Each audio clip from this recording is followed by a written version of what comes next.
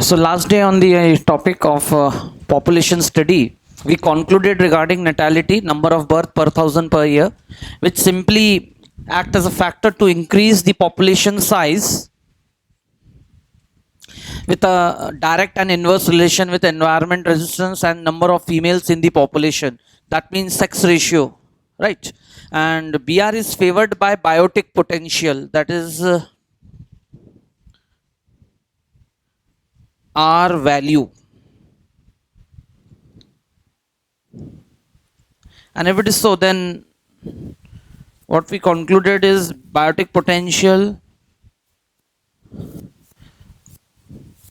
reduced to fecundity rate, which further reduced to total fertility rate, followed by fertility rate. The fertility rate should be more or less equal to birth rate, but the birth rate of a population, with concern to the constitutional rule, where the citizens are being governed by some constitutional rule and being directed by some constitutive bodies and administrative bodies, it is being requested with the citizens to keep their birth rate, that is more or less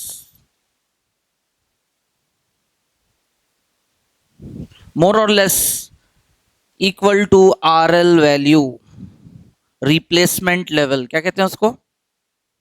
That was the conclusion regarding natality. Same with the concept of mortality. Number of death per thousand per year. It as a factor decrease in population size, and moreover determined by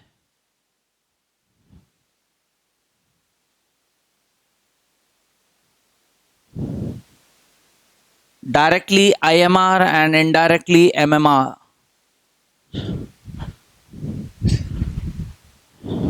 Finally, death rate is directly proportional to environmental resistance, where the environmental resistance come in different forms, different factors. Talking and speaking sharply on the basis of natural aspect. So diseases in form of epidemics,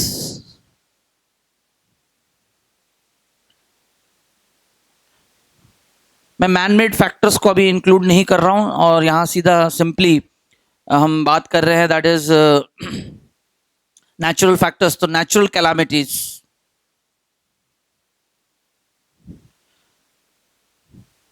Indeed एक word use यहां पर करेंगे जो इसी chapter का एक हिस्सा है, कंपटीशन, आइदर इंट्रास्पेसिफिक और इंटरस्पेसिफिक. ये सारे एनवायरमेंटल रेजिस्टेंस है.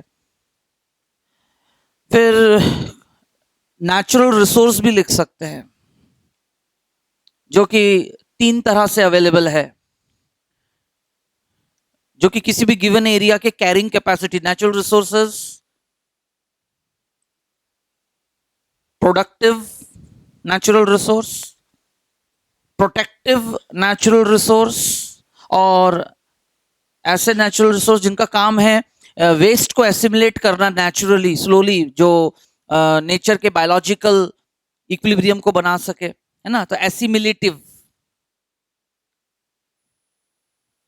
है ना, productive system, protective system and assimilative system. और ये तीनों मिलके एक गिवन एरिया में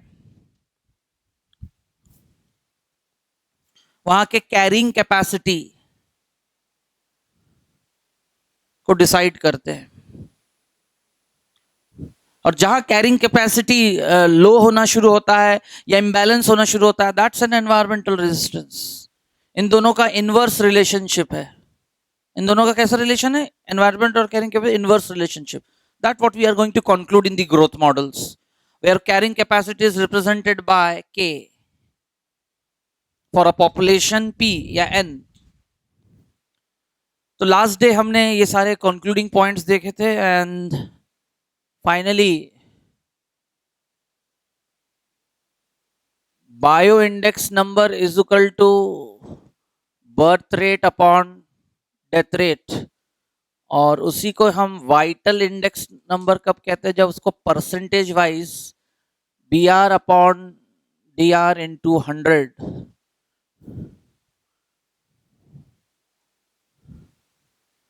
Now, if the ratio comes to be constant, less than 1, more than 1,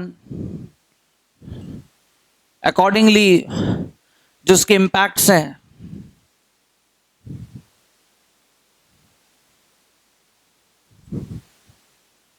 तो आपके सामने जीरो पॉपुलेशन का कंसेप्ट रखा गया था.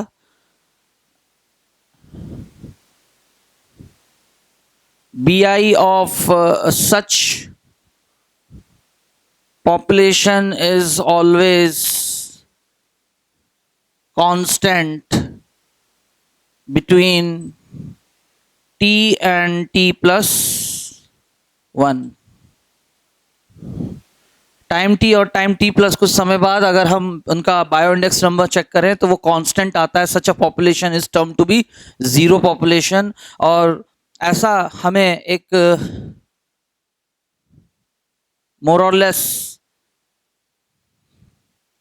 It's a sign of population moving and advancing towards stabilization, यानी स्टेबलाइज्ड पॉपुलेशन का ये फीचर है, कैरेक्टरिस्टिक एट्रीब्यूट है.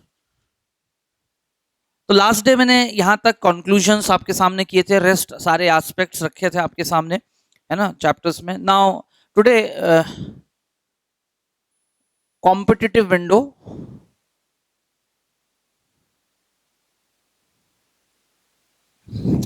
आज आपको जो बुकलेट मिला है इसमें पॉपुलेशन इंटरेक्शन और इस एट्रीब्यूट्स के इंडीड पूरा ऑर्गेनिज्म एनवायरनमेंट के क्वेश्चंस मिलेंगे, लेकिन ऑर्गेनिज्म एनवायरनमेंट के जो फर्स्ट पार्ट लास्ट क्लास मैंने 3 हिस्सों में डिवाइड किया था पूरे चैप्टर को. तो पहले हिस्से के प्रैक्टिस बुकलेट अलग से और एक मिलेगा आपको जिसमें वही सारे एडेप्टेशंस, रेगुलेशंस और उनके सारे क्वेश्चंस हैं. लेकिन करीब 250 questions from the chapter organism environment selected. क्या आ सकता है एनसीईआरटी बेस्ड, एग्जाम्पलर के भी क्वेश्चंस पीछे दिए हुए हैं, आ रहा है समझ में, जिसमें पूरे डायग्राम्स जहाँ जहाँ से स्कैन करके बना सकते हैं क्वेश्चन, आ चुके हुए क्वेश्चन लास्ट पूरे 15 ईयर्स के क्वेश्चंस आप देख सकते हैं इसमें. तो अटमोस्ट उनको प्रैक्टिस कर लीजिए, उनमें से कोई ना कोई रिपीट कर जाएगा, या फिर जो कंसेप्ट मैं आपको समझा दे रहा हूँ ये आप अच्छे से याद रखिए. तो आज का क्लास बहुत क्रूशियल है. यहाँ तक सबको क्लियर है? कॉम्पिटिटिव विंडो में देखिएगा मैंने रेफरेंस लिख रहा हूँ क्योंकि इस चैप्टर में 20% में रिप्रोडक्टिव हेल्थ के कंसेप्ट भी कवर करने जा रहा हूँ. तो रेफरेंस है चैप्टर रिप्रोडक्टिव हेल्थ.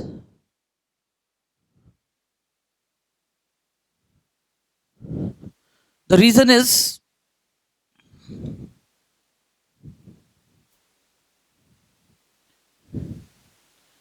अब इसमें कुछ फैक्ट्स एंड फिगर्स डेमोन्स्ट्रेट करूंगा. उस चैप्टर में अगर आप रेफर करते हैं एनसीईआरटी, आज ही आपका होमवर्क है, घर पे जाके आप देखिएगा. पॉपुलेशन एक्सप्लोजन करके वहां डिस्कस्ड है पैराग्राफ पूरा, और फिर चैप्टर का मेन जिस्ट जो समझाना चाहते हैं इस चैप्टर में उसको वहां पर डिस्कस किया गया है कि to make people aware. Chapter begins with a very basic social definition of reproductive health जो WHO ने प्रपोज किया, और उसके जो भी बोलते ना एस्पेक्ट्स, पहलू जुड़े हुए हैं, अच्छा बुरा, पॉजिटिव नेगेटिव, उन बातों को भविष्य में ध्यान में रखते हुए द गवर्नमेंट ऑफ इंडिया और country like India and anyone like that who is facing the population growth, ठीक है, एंड एडवांस पॉपुलेशन ग्रोथ जो फेस कर रहे हैं, तो ऐसा कोई भी कंट्री, नॉट ओनली इंडिया, वो तो हमारे कोर्स में हम इंडियन कॉन्स्टिट्यूशन में रह के यहाँ पढ़ाई कर रहे हैं तो टेक्स्ट बुक में इंडिया का नाम लिखा हुआ है, तो कंट्री लाइक इंडिया करके लिखा है. Country like India where after soon independence what has been done, कि there are many strategies and plannings have been done with respect to, क्योंकि सिटीजन्स को स्टेबल करना, इकोनॉमिकली साउंड करना.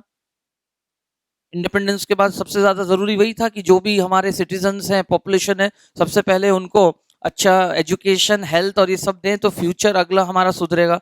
तो उस समय जो भी सिनेरियो रहा होगा, उन सबके बीच 1951 में हमारे गवर्नमेंट का जो भी हेल्थ सेक्टर रहा होगा, उनका क्या प्रमोशन रहा होगा? To first of all make people aware, educate by awareness programme regarding birth control, to keep a proper check on population size. तब जाके सारी प्लानिंग अमेंडमेंट, क्योंकि what are the loopholes, disadvantage of population explosion, poverty, unhygienic situations, housing, food supply, unemployment, है ना, improper education, इन सब की facilities में सब कुछ जो है डिसबैलेंस क्रिएट होना।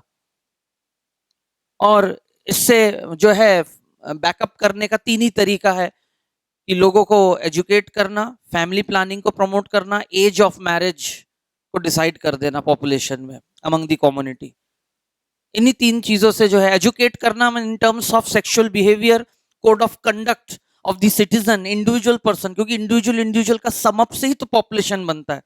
देयर आर सम एट्रीब्यूट्स जो परफॉर्म इंडिविजुअल लेवल पे होता है, लेकिन उसका इम्पैक्ट समअप होके पॉपुलेशन पर आता है। इसलिए लास्ट डे मैंने आपके साथ इस स्टडी को शुरू करते समय इस बात को रख दिया था कि we are at last interested in what segment of learning in ecology. Ecology के अलग अलग ब्रांचेस हैं। What all over ecology consists of? It begins with that huge composition as a platform, Earth, planet of life, biosphere, made up of those two components representing the living world. Living world दो ही चीजों से बना है, biotic and abiotic.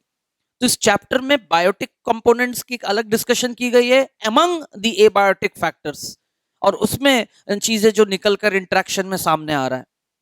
तो फिलहाल हम उसके केवल बायोटिक कंपोनेंट पे बात कर रहे थे, और बायोटिक कंपोनेंट खुद कैसे उसकी hierarchy of organization from the most highest to the most least species level तक मैंने आपके सामने प्रेजेंटेशन की। The biosphere comprises of biogeographical area 6 biomes. किसी भी एक बायोम में आप चले जाते हैं, है ना, which is constituted by those water availability, rainfall, temperature, heat, humidity, soil, ये सारे जो फैक्टर्स है ये मिलके किसी भी एरिया का एनवायरनमेंट डिसाइड करते हैं, और वही एनवायरनमेंट एक बायोज्योग्राफिकल एरिया के फॉर्म में आता है, biome having ecosystem having communities.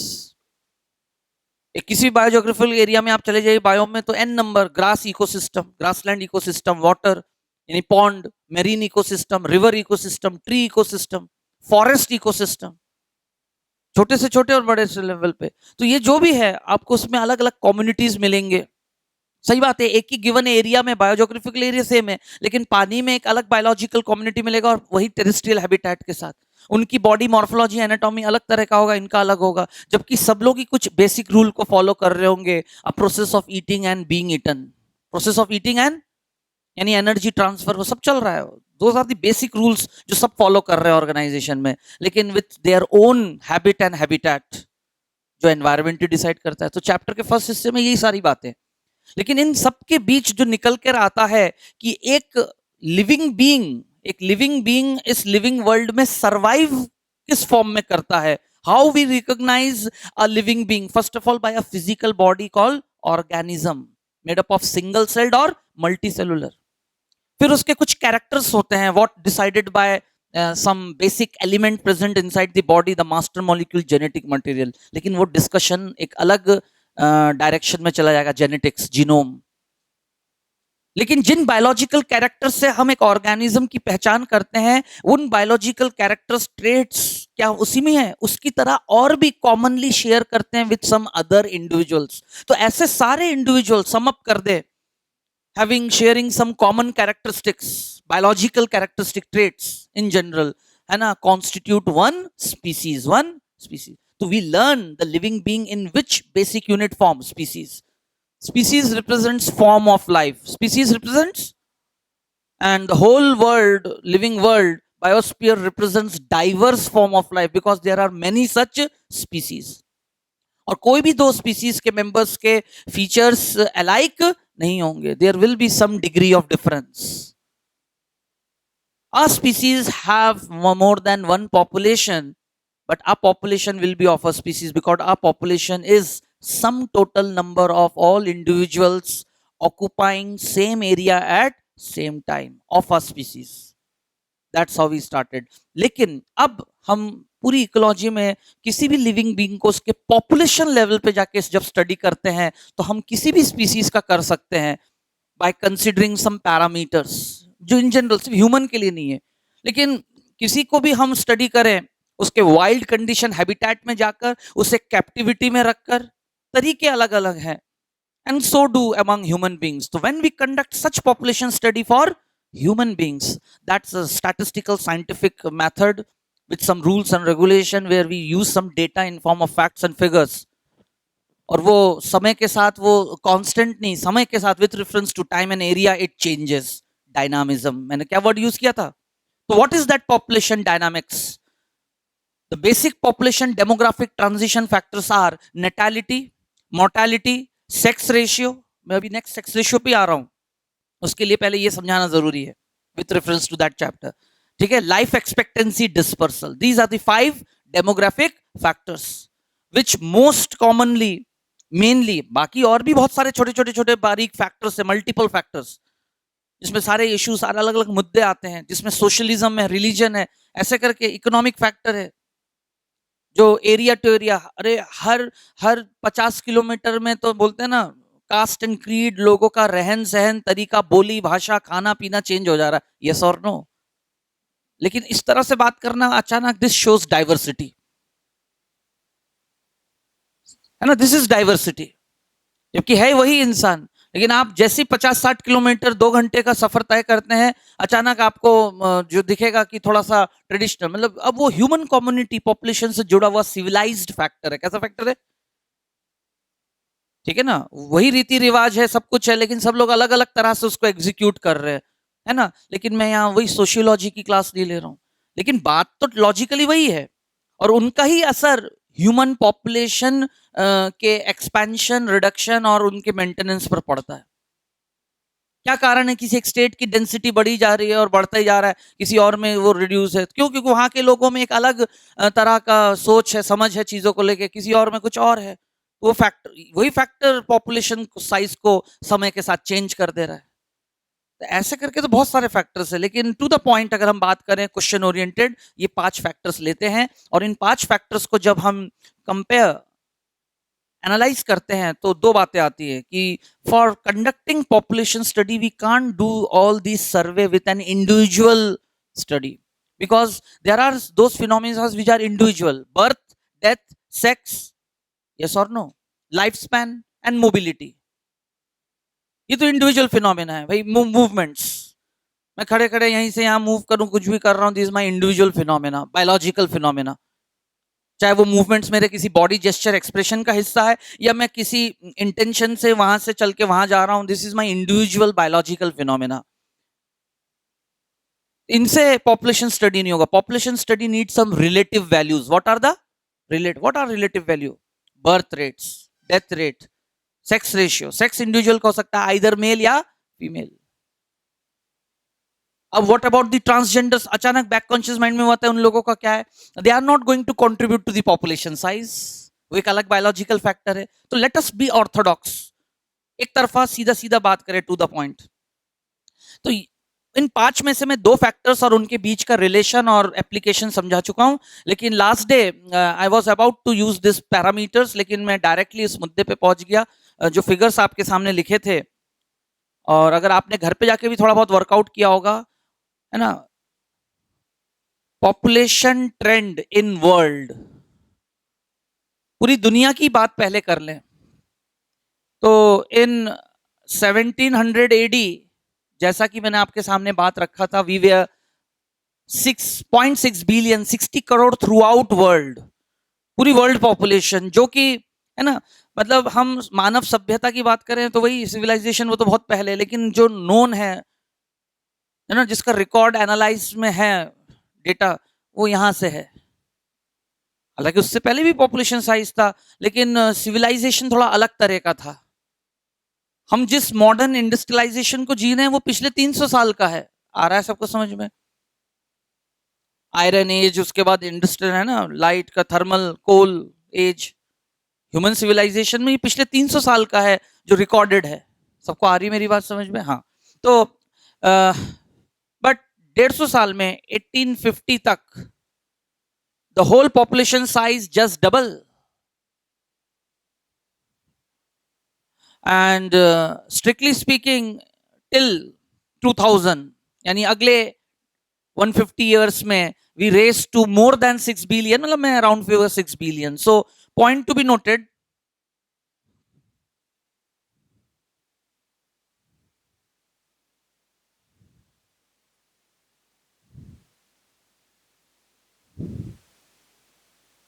Doubling time पहले 300 साल में से, हालांकि 317 साल, ये भी तो 17 साल माने, लेकिन this 17 years is negligible in front of 300 years, इसलिए आप इन 17 सालों को छोड़ दें।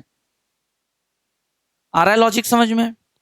तो उस चैप्टर में ये जो हेडिंग दिया है उसमें इंडिया के रेफरेंस में taking independence before and after, कितने थे करोड़ में और 3 टाइम्स कितने बढ़ गए, क्यों और क्या हुआ, ऐसे करके लिखा है। I am coming to that point जिसमें यही 2 टर्म्स इस्तेमाल किए गए हैं and rest other things. So we are experiencing this phenomena, we have experienced it, लेकिन दोबारा ऐसा ना हो आने वाले समय में, नहीं तो क्या हमारे उसके कॉन्सिक्वेंसेज है। And that's how the chapter is being promoted. और उस चैप्टर के पहले हिस्से में अगर जाके आप देखते हैं आज ही पहले पेज में, तो 3 पैराग्राफ है और तीनों पैराग्राफ एक एक एज ग्रुप को एक्सप्लेन करता है, क्योंकि द गवर्नमेंट सून फाउंड, मैं ये अभी जिस पैरामीटर पे आ रहा हूं, ईयर ऑफ बिग डिवाइड का एक क्वेश्चन आता है। क्या आता है? Year of. तो गौर करना, what is year of big divide? India के साथ उस दौर में क्या हुआ होगा? 1900 से 2000, ये जो लास्ट 1 सेंचुरी हमने पास किया, including that phenomena of independence, 1901 से लेके 2000 में जो 100 साल हमारे बीते, 100 साल में किस डिकेड को ईयर ऑफ बिग डिवाइड कहा जाता है और क्यों, क्या रहा होगा? इसी बात को तो एनसीईआरटी में बिना इस शब्द के इस्तेमाल के समझाया गया है।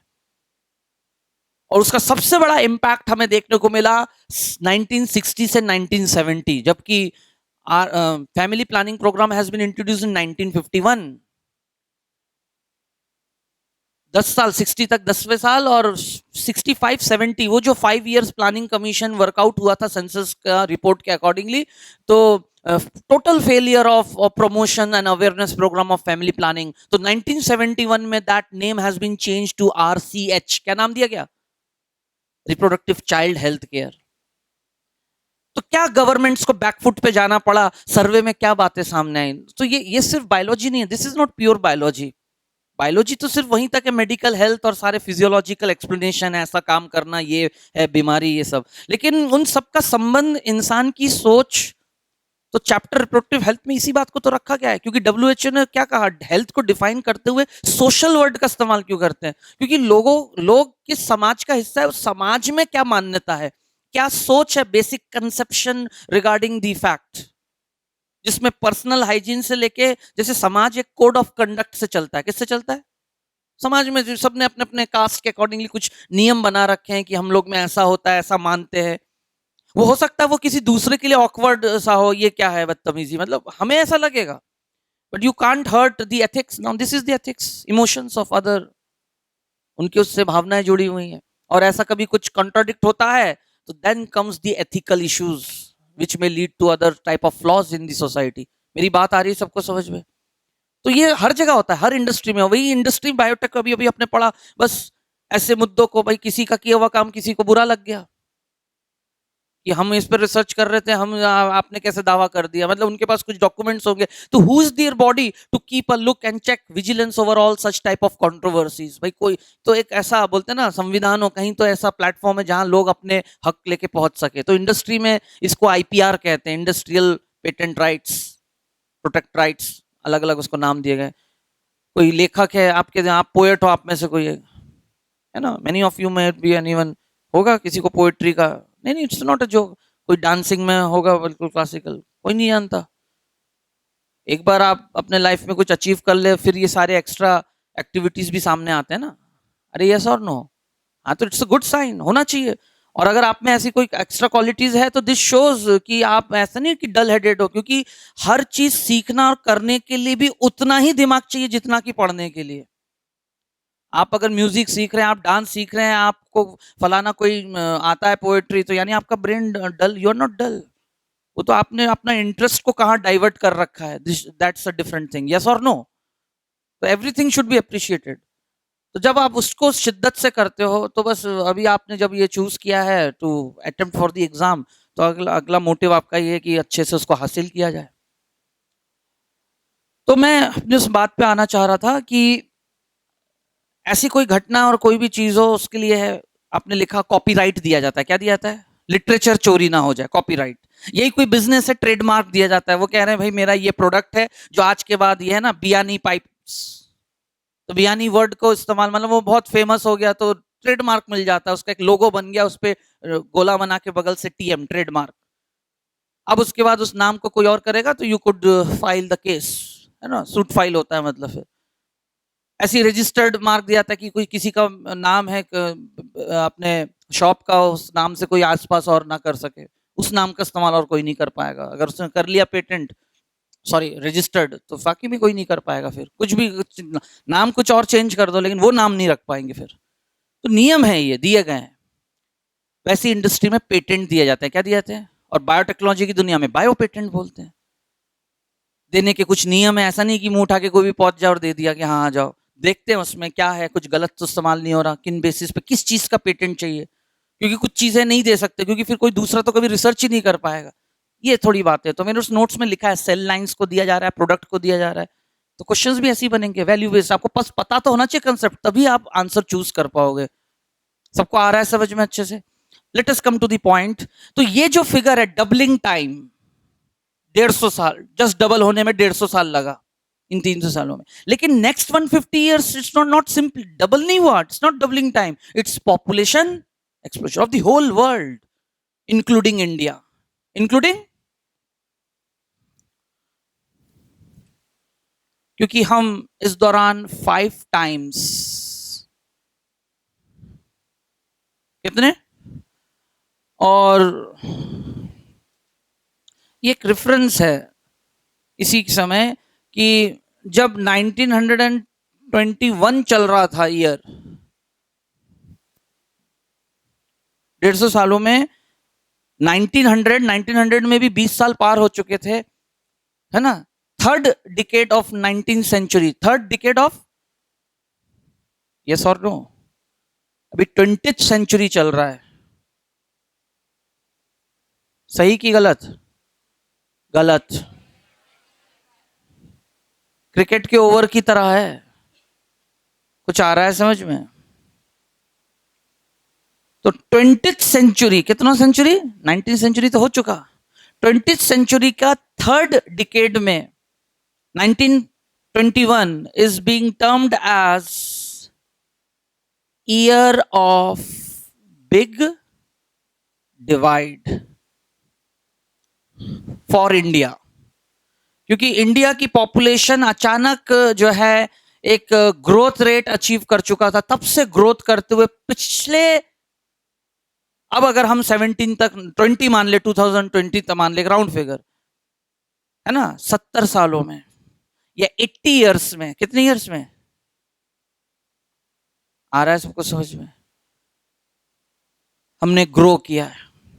तो वो इसलिए उसको ईयर, मतलब तब के बाद से वो जो ग्रोथ रेट में आया, क्योंकि वो लेस देन 1% था पहले। कितना था इससे पहले? अचानक से वो 1.2, 1.34, ऐसे करते करते करते 2.1 कितने पे पहुंच गया? 1965, 1970, ये जो 5 साल थे, इस समय इंडिया का ग्रोथ रेट था जीआर 2.1, कितना, 2.1% था। जबकि 1951 में आजादी के बाद 3 साल के अंदर ही हेल्थ सेक्टर में जो है government of India promoted family planning programme, 20 साल थे। तो 20 साल पे तो उल्टा क्या होना चाहिए था, कंट्रोल हो जाना चाहिए था, लोगों में नहीं फैल पाया अवेयरनेस। क्योंकि फिर जाके जमीनी लेवल, कहते हैं ना, ग्राउंड लेवल पे, ग्रास रूट लेवल पे जब जाके सर्वे किया, लोगों के बीच मिसकंसेप्शन, मीट्स, टैबूज जो related to religious aspect, other types of misconception regarding the use of the contraceptives and other health facilities promoted by the government, तो लोगों ने उसको ऐसा अपना ही नहीं पाया। फिर casualties in terms of MMR और वो सब रहने के बाद भी ग्रोथ रेट, जबकि आईएमआर एमएमआर उस समय ज्यादा रहा होगा, यस और नो? क्योंकि what about those deliveries, what about those birth processes being carried in the unhygienic and by the midwives, जो गांव में दाई माँ लोग होते हैं उस तरह। आज भी होते हैं, लेकिन they are educated, they are being trained in the anganwadis. What about this infrastructure? तो उस पहले पेज के 3 पैराग्राफ में हेंस देन गवर्नमेंट प्लान कि नहीं, सिर्फ बर्थ कंट्रोल समझाने से नहीं होगा, prenatal care, natal care and postnatal care. Postnatal care में इम्यूनाइजेशन प्रोग्राम सबको आ रहा है समझ में? तो what is the programme of RCH? सिर्फ यही एक क्वेश्चन आ जाए तो जब आपको वो बुकलेट्स मिलेंगे उसके कंटेंट प्रैक्टिस में देखिएगा question, RCH stands for RCH promotes, तो ऑप्शन में all the above, none of the above या कोई खास बात, तो उसमें आपको गौर करना पड़ेगा। रिप्रोडक्टिव मतलब रिप्रोडक्शन, बर्थ कंट्रोल और उसके सारे एस्पेक्ट्स, जिसमें कोड ऑफ कंडक्ट, किस एज ग्रुप को अपने रिप्रोडक्टिव बिहेवियर से रिलेटेड कोड ऑफ कंडक्ट में क्या जानकारी होना चाहिए किस उम्र में, वो सब बातें तो है ही, जिसमें ये भी जुड़ता है क्योंकि any couple, newly married couple at that tender as of 20+, जो कि गवर्नमेंट ऑफ इंडिया लीगलाइज करता है कि 18 should be the minimum age of girls, yes और नो, एंड 21 फॉर बॉयज। तो वो एज लिमिट आगे क्या बिल प्रपोज्ड है, शुड बी इंक्रीज टू 25-21 आगे चलकर। लेकिन इंडिया में आज जो है अभी भी क्या बोलते हैं आपका कह सकते हैं आप marriageable age group on an average 15-20 चल रहा है। आप अपने आसपास अर्बन एरिया को ना देखें, आप पूरे इंडिया के 1.33 अभी जो 1 अरब 33 करोड़ कुछ लाख ऐसे जो अभी पॉपुलेशन है, और पूरे इंटीरियर कहाँ लोग, ऐसे ऐसे स्टेट्स, नॉर्थ ईस्ट चले जाइए आप, नीचे साउथ साइड चले जाइए, इधर हरियाणा साइड, कहाँ क्या, तो दीज आर दी फैक्टर्स। सबको कंक्लूड करके क्या सामने आ रहा है, क्रूड अल्टीमेटली टर्नओवर पे क्या इंपैक्ट आ रहा है। तो पॉइंट टू बी नोटेड, ये फिगर्स इस बात को इंडिकेट कर रहे हैं कि India along with the whole world has become a participation in increasing population size, not only the world else, है ना, बिकॉज देयर आर, अभी अगले फिगर्स पे आ रहा हूं मैं, सबको पहले ये कंसेप्ट समझ में आ गया, तो वो बढ़ते बढ़ते, इसलिए इसको ईयर ऑफ बिग डिवाइड कहा गया फॉर इंडिया 1921, क्योंकि वही मैंने कहा लेस देन 1% था ग्रोथ रेट, अचानक वो 1% क्रॉस किया, 1.12, धीरे धीरे बढ़ते बढ़ते 2.1, और लास्ट सेंसस 2011 में 2000, और उस समय हमारा ग्रोथ रेट क्या पता लगाया था, मतलब 2001 और 2011 दोनों का ग्रोथ रेट इंडिया का एक ही रहा, तो दैट वी कैन से कि वी हैव अचीव्ड 1.7%। क्या है ग्रोथ रेट? 17% पर 1000 पर ईयर जो ग्रोथ रेट है। आ रहा है सबको समझ में, एवरीवन? तो इंडिया के इतने सारे लाखों लोगों में 1,000 को डिवाइड करो, उसमें 17 लोग ऐड हो रहे हैं, ये मीनिंग है ना, जितने है पॉपुलेशन उनको 1,000 में आप डिवाइड कर दो, उन 1,000 में 17 लोग ऐड हो रहे हैं, ये रेट है।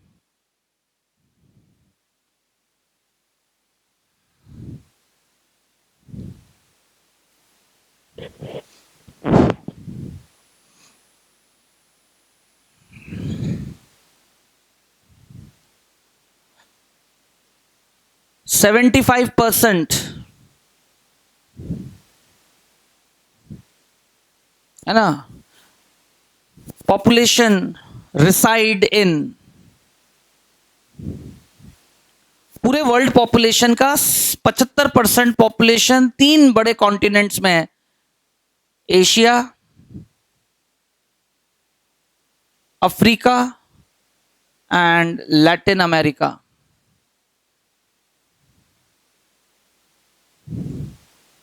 और उन 75% का 50% अकेले एशिया में ही है,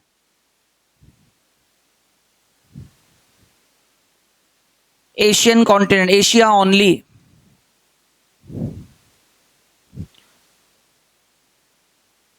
आ रहा है सबको समझ में? Next, the decreasing order of populated country या पॉपुलेटेड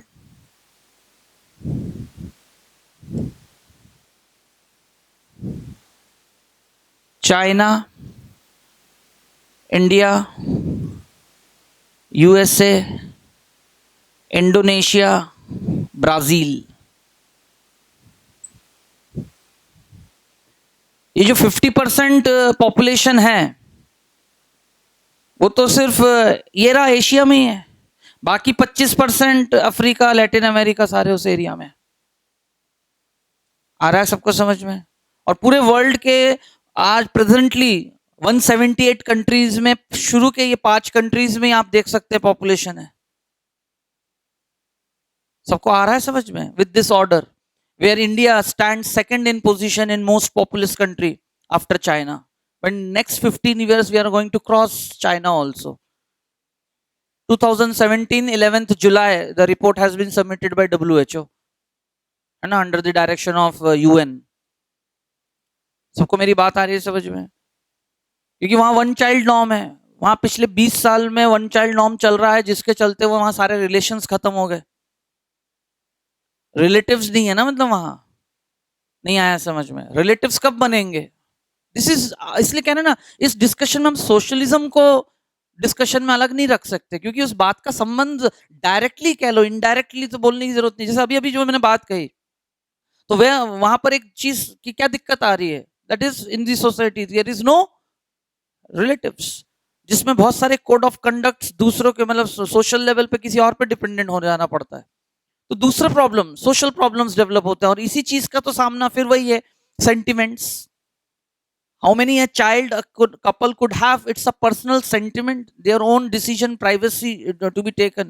तो ऐसे बहुत सारे factors, but still if you want to run, क्योंकि वही वाली बात है ना कि आज का भविष्य नहीं है, भविष्य में आप अपने जनरेशन को क्या देके जा रहे हैं, किस तरह की दुनिया और किस तरह के problems, environmental problems, social problems, employment, बहुत सारे ऐसे चीजें जो आगे। आपने तो अपने लाइफ के 70 साल अच्छे जी लिए, एक गुड फेस ऑफ अर्थ, अपने आप सारी बातें एनवायरमेंटल इश्यूज से जाके जुड़ जा रही हैं सब कुछ, और सबका कहीं ना कहीं पॉल्यूशन, अनहाइजीन पॉल्यूशन, ये सब सब किसका संबंध है इनसे? पॉपुलेशन साइज से, क्योंकि population size as a living world consume the abiotic factors in form of natural resources.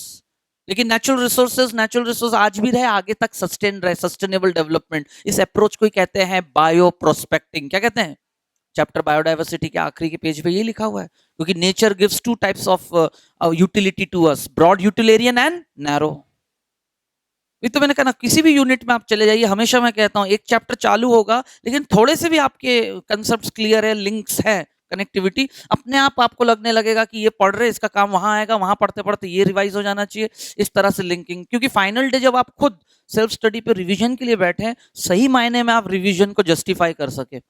नहीं तो हर दिन आप पढ़ते समय फिर से जीरो से शुरू करें, व्हाट इज पॉपुलेशन, ये वो ऐसा वैसा।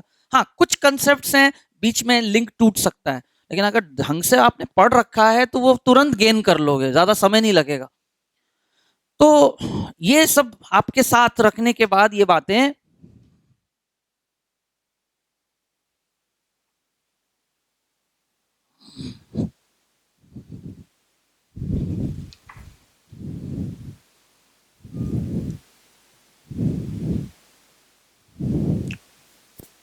है ना, पॉपुलेशन ट्रेंड इन इंडिया। चलिए वर्ल्ड का रेफरेंस में तो समझ में आता है। अब 2.4% ऑफ इंडियन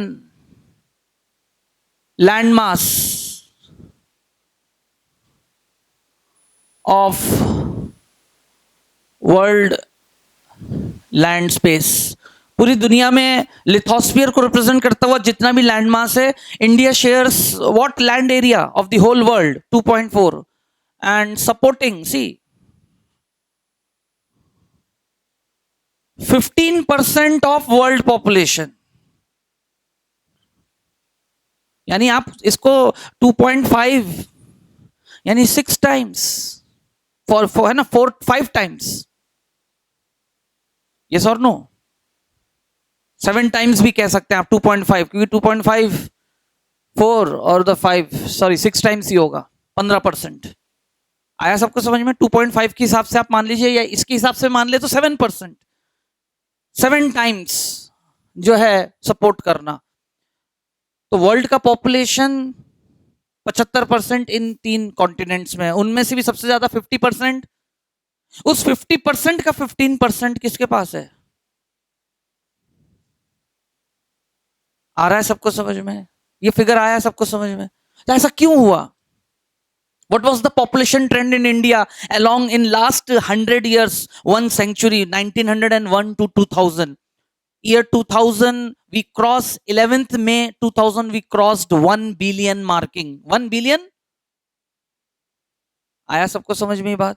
तो उसकी शुरुआत तो 1921 में हो गया था, ईयर ऑफ बिग डिवाइड से, क्योंकि जिसमें हमने मिड 60-70s में जो है 2.1 के ग्रोथ रेट से पॉपुलेशन साइज सबसे ज्यादा बढ़ा, ड्यू टू दी, है ना, mass failure of family planning programme among the community.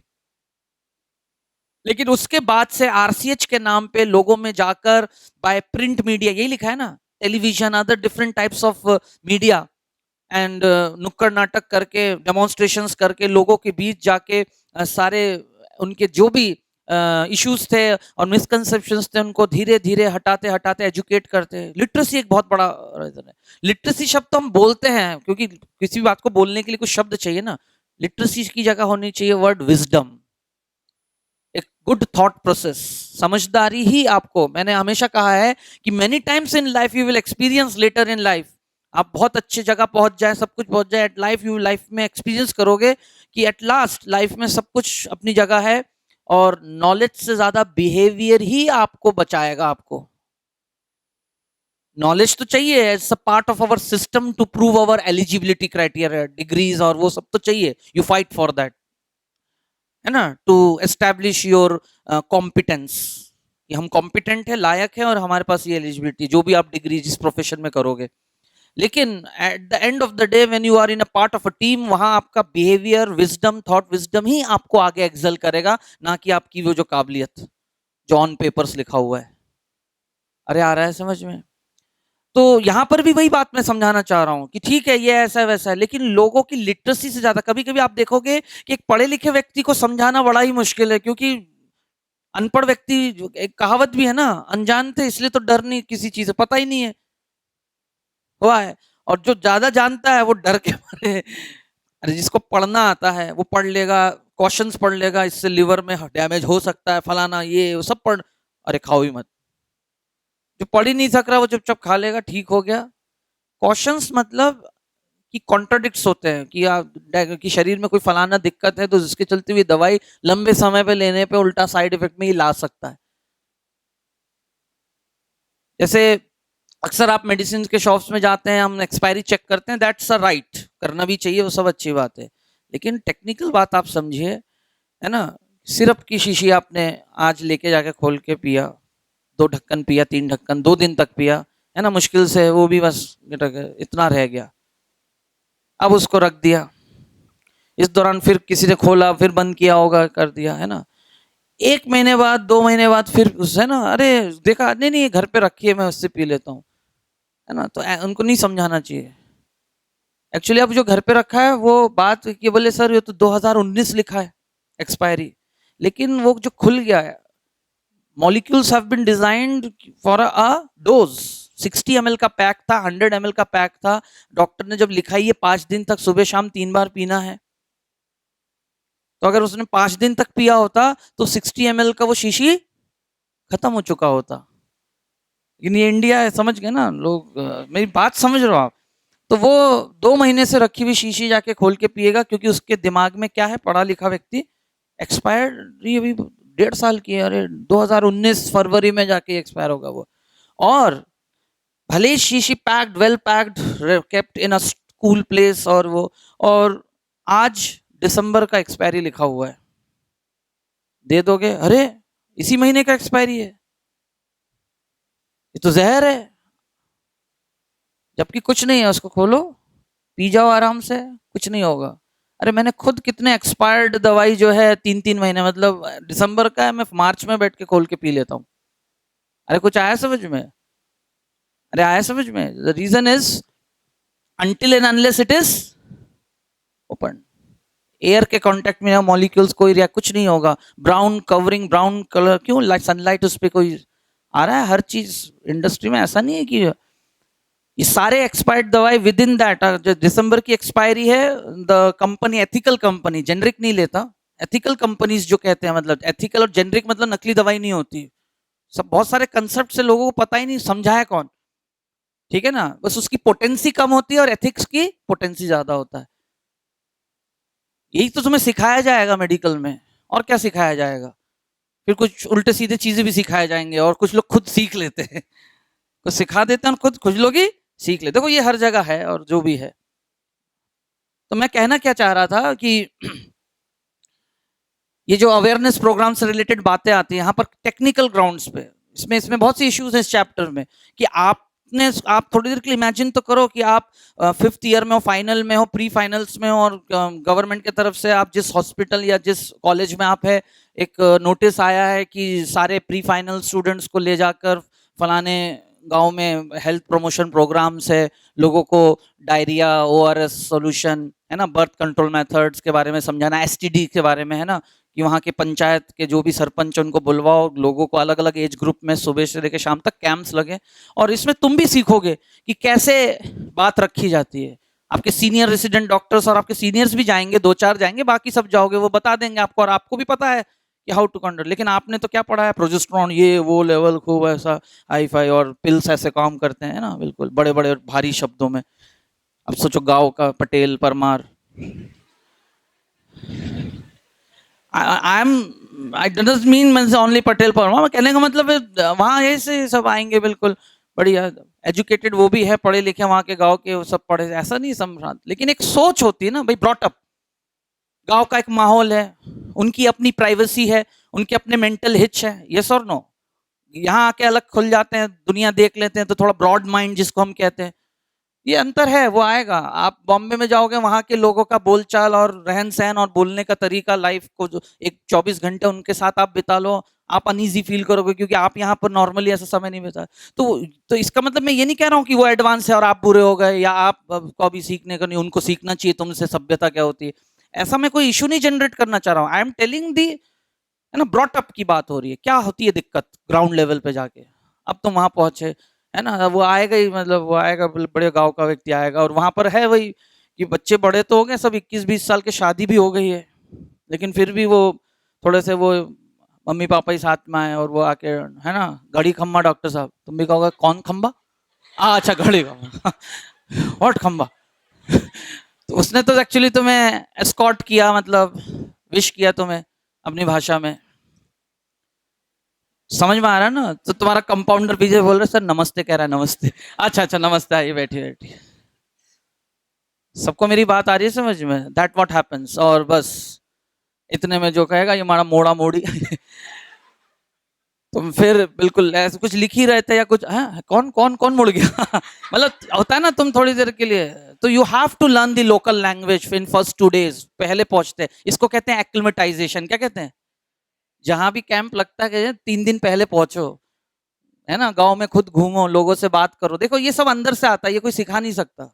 जैसे हमारी टीम अगर कहीं खेलने जाती है तो 15 दिन पहले क्यों पहुंच जाती है, खेलना आता है, रूल्स रेगुलेशन, लेकिन वर्क कंडीशंस अलग हो जाएंगे ना, टेम्परेचर वहां का, इंग्लैंड में खेलने गए, यहाँ तो टेम्परेचर अलग है, वहां पता चला ऊपर हाइट से बॉल आया, यूं हाथ पे पड़ा, ठंड के मारे छूट गया अरे कुछ आया समझ में, तो जबकि Virat Kohli is a good fielder, ये खूब उछक रहे थे लेकिन तो 15 दिन तक अपने आप को क्या करते हैं, प्रैक्टिस मैच खेल के फलाने, सुबह शाम वहां के एनवायरनमेंट के अकॉर्डिंगली बॉडी को एक्लिमेटाइज करते हैं, टेम्पररी एडेप्टेशन, क्या करते हैं, बॉडी मेटाबॉलिज्म को, खाना पीना वहां खा के शरीर को वैसे तैयार कर लेना 15 दिन में, बिफोर एक्चुअली एंट्री। सबको आ रहा है समझ में। तो सेम थिंग हैपेंस, अगर आप रियल प्रोफेशनल हो, अपने काम को अंजाम सीरियसली लेना चाहते हो, तो ये सीखने के तरीके बिल्कुल ग्रास रूट लेवल पे जाके जीरो बन जाओ, और तब चीजें सीखते हैं। तो मैं अल्टीमेटली समझाना चाह रहा था कि दैट वाज द फिगर, और ये सारी प्रॉब्लम्स हैं। तो now NCERT suggest before independence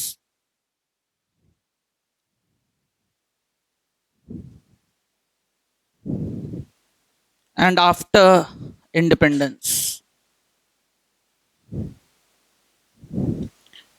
we were 35 crores in number, जो कि 1 पॉइंट है ना 2 मान के चले क्रॉस कर गया था, वही ईयर 2000 11th में 2000 वी है ना cross the marking of 1 billion. 3 गुना। अगर पूरे वर्ल्ड का पॉपुलेशन 5 गुना बढ़ा तो इंडिया में कम से कम क्या इंडिपेंडेंस टाइम को पिछले 50-70 साल को जो है इंडिपेंडेंस के रेफरेंस में 35 करोड़ का 3 गुना 95, सबको आ रहा है 105 होता है वही। यस और नो? 1 अरब 5 करोड़ पास हो गए हम। किसी को कोई डाउट? तो this is again population explosion which needs to be really checked. तो चेक तभी करेंगे ना। Now come to the gist chapter population कि what is how human population trend changes, dynamism से कैसे गुजरता है, किन किन पैरामीटर्स को, तो हाउ टू कंडक्ट स्टडी, और स्टडी को फिर कंक्लूड कैसे करें, उसमें किन किन डेटास को हम निकालेंगे, फिर उनका एनालिसिस कंपैरिजन देखेंगे कि कौन किसके बढ़ने घटने पर आपस में कैसे संबंधित है, तब जाके ना आप कुछ कंक्लूड करके प्लानिंग करेंगे, है ना। उसी को ही कहते हैं 5 ईयर प्लानिंग कमीशन, जिसमें एमिनिटीज, क्योंकि आज हमारा जो कैरिंग कैपेसिटी है वो नेचुरल नहीं रहा है, वो टेक्नोलॉजिकल हो गया है। कैसा हो गया है? और we use the word amenities, उसमें रोड, इलेक्ट्रिसिटी, पावर सप्लाई सब आ रहा है, व्हीकल, ट्रांसपोर्टेशन, फूड सप्लाई, वो तो चलो नेचुरल है, हाउसिंग। तो अगर 10 एमिनिटीज हमें चाहिए, उनमें से 3 नेचुरल है और बाकी 7 मैनमेड है। बट मैनमेड हो चाहे नेचुरल हो, सब मिलके तो हमारे लिए कैरिंग कैपेसिटी यही है ह्यूमन पॉपुलेशन का। यस और नो? Given area. और वो कैरिंग कैपेसिटी ही अपने आप में अगर फेवरेबल हो जाए यानी एनवायरमेंटल रेजिस्टेंस कम हो जाएगा, और अगर फेवरेबल ना रहे यानी एनवायरमेंटल बढ़ेगा समय के साथ। तो सिर्फ ह्यूमन ही नहीं, पूरी दुनिया में अगर हर स्पीसीज की पॉपुलेशन स्टडी करेंगे, species on the basis of their population growth are, हर स्पीसीज की एक population given area given time होता है। चैप्टर का पूरा लिंक आ गया समझ में? तो नॉट ओनली ह्यूमन, ह्यूमन की तरह बाकी सारे स्पीसीज, जैसे हर स्पीसीज की पॉपुलेशन स्टडी हो सकती है, वैसे ह्यूमन पॉपुलेशन स्टडी करने के बाद पता चला कि आप एक बैक्टीरिया, एक reindeer, lemmings, algal blooms, tiger population, cheetah, मतलब वाइल्ड कंडीशंस में जिसका जो हैबिटेट है, जो इनविजिबल माइक्रोब्स भी है उनका भी, भाई आप बैक्टीरिया को ग्रो करो पेट्री डिश पे, एक कॉलोनी, एक एक पॉइंट जो बना है बिंदी जैसा, वो एक बैक्टीरियल कॉलोनी है हैविंग 1000 बैक्टीरिया टुगेदर, वही उसकी पॉपुलेशन है, बैक्टीरियल पॉपुलेशन। तो हर किसी की स्टडी जैसा भी हो, all the species after their population study exhibit a pattern of growth model, and accordingly species are of 2 types on this earth in the living world.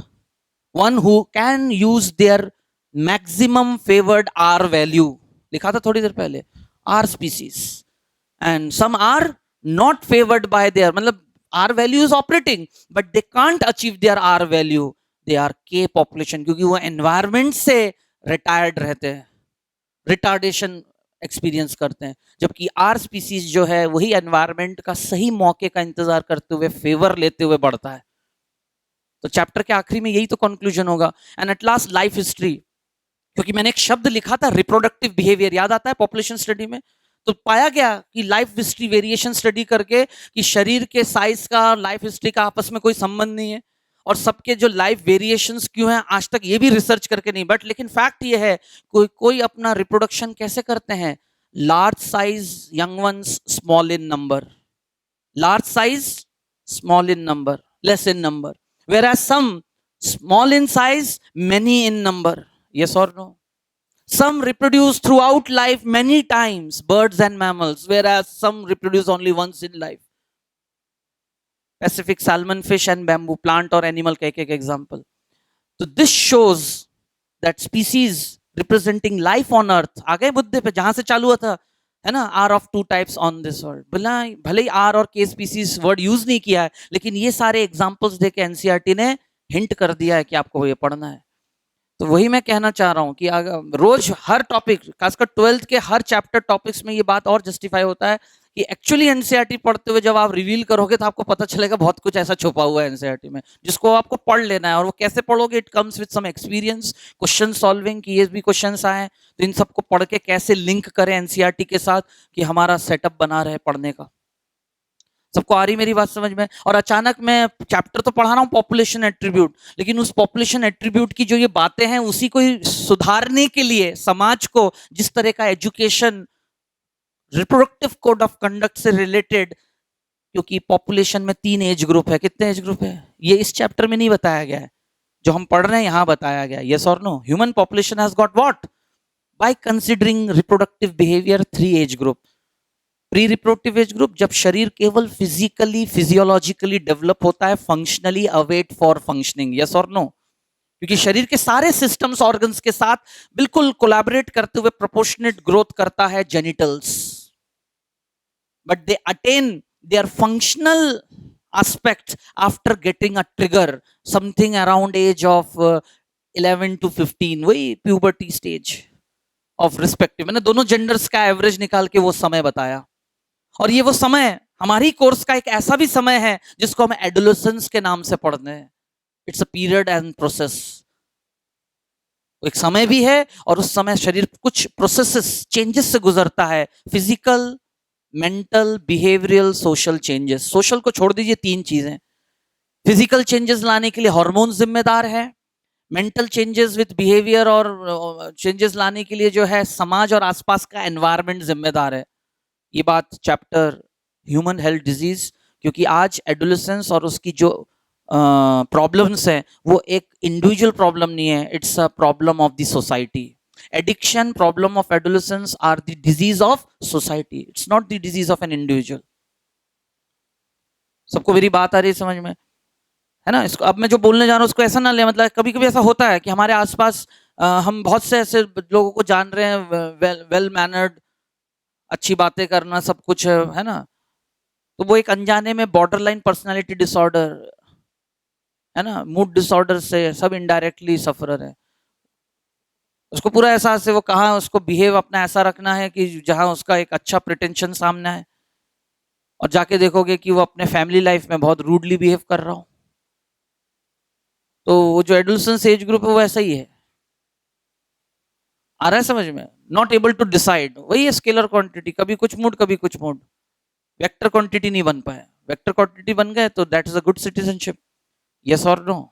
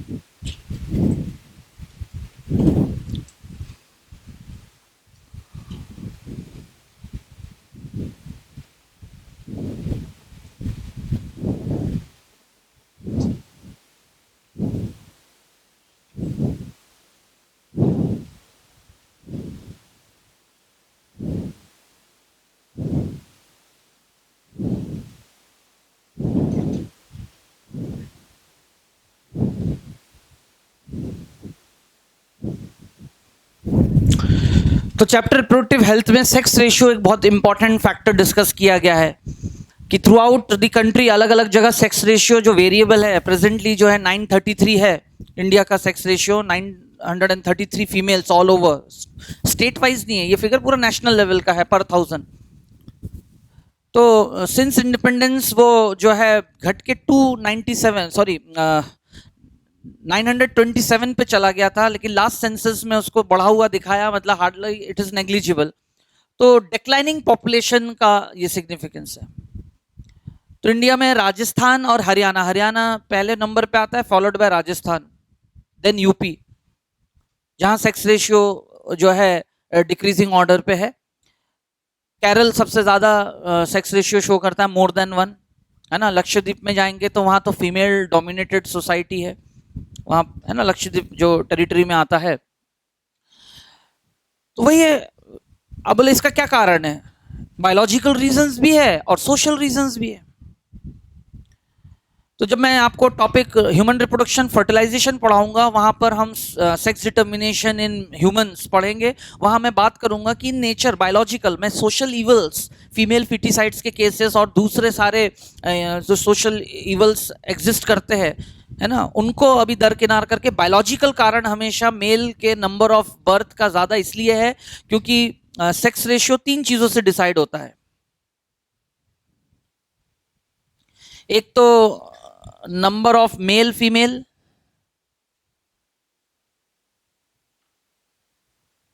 जो कि डेफिनेशन है, लेकिन साथ ही साथ death rate of male comparable to female. क्योंकि थोड़ी देर बाद ही लाइफ एक्सपेक्टेंसी की बात करेंगे, वहां M50 वैल्यू, किसी भी दुनिया में आप कहीं भी चले जाइए, सेक्स रेशियो कैसा भी हो मोर और लेस, लेकिन एक फैक्टर ये भी पाया गया है कि वो ये भी बताता है कि नेचर में बर्थ रेट या बर्थ प्रोबेबिलिटी मेल्स का नेचर ने ज्यादा क्यों रखा है एज कंपेयर टू फीमेल, कहीं ना कहीं बैलेंस बनाए रखने के लिए, है ना। सीधा रिलेशन नेचर का, एक को कुछ फायदा दिया तो दूसरे को उसका एक नेगेटिव एस्पेक्ट है, उस नेगेटिव एस्पेक्ट को दूसरे में कुछ और नेगेटिव करके पॉजिटिव कर दिया जाता है। तो 3 बातें सामने आएंगी देखना कोरिलेशन में। पहला वाला सबको समझ में आ रहा है, नंबर ऑफ मेल फीमेल क्या है कंपैरिजन। दूसरा डेथ रेट, तो ज्यादातर ये देखा गया सर्वे में कि males have a shorter life span as compare to female in human species, क्योंकि सोशल लेवल पे जाएंगे तो विडो, है ना, female widow are more in number. मेरी बात आ रही समझ में? क्योंकि लास्ट क्लास याद करी मैंने, एक मैरिज वर्ड भी लिखा था फर्टिलिटी फैक्टर में, पॉपुलेशन साइज के लिए मैरिज जैसा, मैरिज जो कि सोशल प्रोग्रामिंग है, यस और no, marriage is not a natural programming, it's a social customised process but constructed by the society, customised process in form of, अगर मैं नेचर के अकॉर्डिंगली मैरिज को देखूं, जेनेटिक्स मैरिज को डिफाइन क्या करता है, रैंडम मीटिंग। लॉ क्या कहता है, परमिटेड सेक्स। समाज में सही बात है ना, जीन पूल को रन करने के लिए जब आप बायोलॉजी में पढ़ते हैं तो sexual reproduction, reproduction is a biological character, ये तो बायोलॉजी है, क्लासिकल बायोलॉजी। लेकिन उसी को जैसे मैं मैरिज सोशल लेवल पे हम जाते हैं, that reproduction in society is a code of conduct, कि सोसाइटी ने एक नियम बनाया है कि that intercourse should be performed after entering into a relationship which is being established in a community bye an act of marriage. तो marriage को genetics की भाषा में जब हम हार्डी विनबर्ग लॉ पढ़ेंगे उसको कहते हैं रैंडम मीटिंग। क्या कहते हैं? Arrange marriage. किस फैमिली में किस लड़के की शादी किस लड़की से होगा, एक मैं जनरल दिमाग में तो यही है समाज में कोड ऑफ कंडक्ट। वो एक अलग बात है कि आज सोसाइटी किस ट्रेंड में, या हमेशा ही रहा है जिसमें लव फैक्टर रहता है, अट्रैक्शन फैक्टर रहता है, पहले से ही पता है कि जीन पूल में, हाँ हाँ, अरे आया समझ में? That's a different thing. नहीं आया समझ में? लॉजिक समझे आप कंसेप्ट को? कुछ ऐसी बातें होती हैं, क्या होता है कि पढ़, कभी किताबों में सब लिखा रहता है, या तो पढ़ के समझ में नहीं आता, और कभी कभी होता है कि उस बात को रखे कैसे। तो बात तो एक्चुअली सही है, जैसे शादी कर दी जाती है तो नेचर के अकॉर्डिंगली जीन पुल फिक्स हो गया। अब एक फीमेल के शरीर का जो जीनोटाइप है, जो उसको अपने फैमिली से मिला है, उसके शरीर में जितने भी एक्स काउंट लाइफ के हैं 350 to 500 एक्स, वो हमेशा, अगर मैं बिल्कुल जो है ऑर्थोडॉक्स बात करूं, वो एक मेल के सारे स्पर्म्स के साथ ही फ्यूज, कोई नया कॉम्बिनेशन होने के चांसेस नहीं है। तो हमेशा वही 2 पेरेंट बॉडी अपने ही जीन से जो है क्या करेंगे, एक रिकॉम्बिनेशन जीनोटाइप बनाएंगे। अरे आया समझ में? तो हार्डी वन यही तो कह रहा है। तो जीन पूल कैसा रहना चाहिए? कांस्टेंट। अब आया सबको समझ में? हार्डी वन कह रहा है नो म्यूटेशन। देखो क्या टॉपिक पढ़ रहे, कहां पहुंच गए, लेकिन लॉजिक्स क्लियर हो रहा है। No mutation, no new recombination, ऐसा ही होगा ना। अब उस फैमिली में जब भी होगा उन, क्योंकि ऐसा तो नहीं कि उनकी भाई फिर से लाए, ये तो rare of the rarest phenomena है। Now we are talking something unsocial then, क्योंकि मुझे सारे नियमों को कंसिडर करके चलना है ना। लेकिन जहां मैं अपने एक साइंस की बात को साबित करने जाऊंगा फॉर समथिंग न्यू, तो कहीं और एथिक डिस्टर्ब हो रहा है। अब जो भी हो रहा है ऑल ओवर जो सबसे ज्यादा अपनाया जाता है, that is code of conduct. बाकी डेविएशंस आर देयर। भाई कम एज में शादी हो गई और वही है ना, किसी ट्रेजिडी के चलते हुए लाइफ पार्टनर इज नो मोर, फिर शादी हो रही है। तो ऐसा कितने केसेस हो रहे हैं? तो इतने अरबों लोगों में उसको नेग्लिजिबल मानेंगे ना फिर? तो हार्डी विनवर्क क्या मान के चल रहा है थोड़ी देर के लिए? तो basically Hardy Weinberg law is a hypothetical view, is a, कभी कभी होता है ना किसी चीज को समझने के लिए हम उल्टा चलते हैं, पहले मान के चलो ऐसा ना हो, ये ना हो, ना हो तो क्या होगा, लेकिन ऐसा हो नहीं सकता क्योंकि ये एग्जांपल है। और हार्डी विनबर्ग लॉ अगर स्ट्रिक्टली अप्लाई हो गया यानी इवोल्यूशन रुक जाएगा। The statement is correct, assertion reason की तैयारी हो गई। लेकिन नेचर में ऐसा कोई जगह नहीं है जहां पर चेंजेस, बायोलॉजिकल चेंजेस ना हो रहा हो। समय चेंज हो रहा है और समय के साथ एनवायरमेंट चेंज हो रहा है, और एनवायरमेंट द मेजर फोर्स। अचानक बायोटेक से हटकर जस्ट ऑपोजिट चल रहे हैं, क्योंकि बायोटेक में हम उल्टा बात करते थे, पहले ऑर्गेनिज्म बनाने की बात करते थे, एनवायरमेंट तो बाद में देंगे जो उसके लिए चाहिए। वो टेक्नोलॉजी था, रेवोल्यूशन था, हम अब इवोल्यूशन पे आ गए। Evolution run by 5 evolutionary forces, है ना, random mating, recombination, migration, mutation, genetic drift. ये 4 अपना काम करके जीन पूल को जीनोटिपिकली फिनोटिपिकली सेटल कर दे पहले, है ना। उसके बाद the 5th force operate natural selection. क्या कहते हैं उसको? Which are of 3 types, stabilised, directional, disruptive. आया समझ में? चैप्टर इवोल्यूशन यूनिट में पूरा यही समझाना है, सबको आ रहा है समझ में? तो वो बात भी यहां पर है, वही तो मैं आ रहा हूं यहां पर। वो जो बात वहां समझाई गई वही बात यहां पर है कि सेक्स रेशियो एक बहुत बड़ा पैरामीटर है पॉपुलेशन साइज को, है ना, इन्फ्लुएंस कर देना। वो इसलिए है क्योंकि सेक्स रेशियो से हमें ये तो पता चल रहा है, लेकिन इसमें ये भी तो एक फैक्टर है कि कुछ जगहों पे सेक्स रेशियो बढ़ क्यों जाता है, घटने का कारण बायोलॉजिकल सोशल अलग है और यहां अलग है। सबको आया समझ में? तो death rate of male and comparable to female तो देखा गया है। तो नेचर ने इसको बैलेंस कैसे किया? मेल्स का बर्थ चांसेस ज्यादा बनता है क्योंकि मेंडलिज्म को फॉलो करते हुए 50-50, एक कपल को अपने लाइफ में बच्चे होने के चांसेस मेल फीमेल, लड़का डॉटर सन होना 50-50 है, लेकिन ऐसा हो नहीं पाता। 4 उन्होंने अटेम्प्ट किए, 4 बच्चे, 3 बच्चे, 2 बच्चे, ये तो गेम ऑफ प्रोबेबिलिटी है। 10 बार सिक्के उछाला, 10 बार हेड, 10 बार टेल्स, 5 बार 50-50, 60-40, 70-30, same happens. Y chromosome containing sperm, androsperm is light in weight, और जब फर्टिलाइजेशन के लिए आगे बढ़ते हैं किसकी टेंडेंसी पहले पहुंचने की? क्योंकि Y chromosome, X chromosome heavy होता है। आया सबको समझ में? लार्ज इन साइज तो उसका स्पर्म की मोटिलिटी कम होगी। तो लेकिन पता चला 100 स्पर्म्स में से 80 स्पर्म्स एक्स वाले हैं। बोले सर ऐसे कैसे हो सकता है, 50-50 होना चाहिए, वो भी नहीं होता। अब बताओ चांसेस किसका बर्थ होने का ज्यादा है? फीमेल का। यही ऑपोजिट कर लो तो 2 फैक्टर काम कर जाएगा, वाई लाइट इन वेट और रेशियो में भी ज्यादा। तो इसलिए नंबर ऑफ फीमेल्स हमेशा थोड़े, मेल्स जो है ज्यादा होते हैं किसी भी जगह में, नेचुरल बात कर रहे हैं। बाकी अब सोशल लीवल आता है जो एनसीईआरटी कहता है, सर्वे में पता चला है ना, the quest of having male child, वही सामाजिक सोच टू कंटिन्यू दी मेंबर, वंश को आगे चलाने का ये टेंडेंसी। तो this is a social taboo, this is a, तो इन्हीं सारे मिसकंसेप्शंस को अर्ली एज ग्रुप में हटा देना, marriageable age group, post marriageable age group के बीच एसटीडी डिजीज को प्रमोट करना, एमनियोसेंटेसिस को, है ना, बैन कर दिया गया। बनाया किस लिए गया था?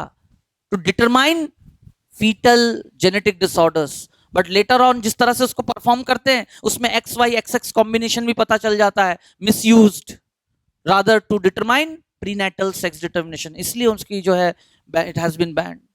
लेकिन एमटीपी बैंड नहीं हुआ, 1971 से वो यूटिलाइज्ड है with an another approach, it's not a birth control method. और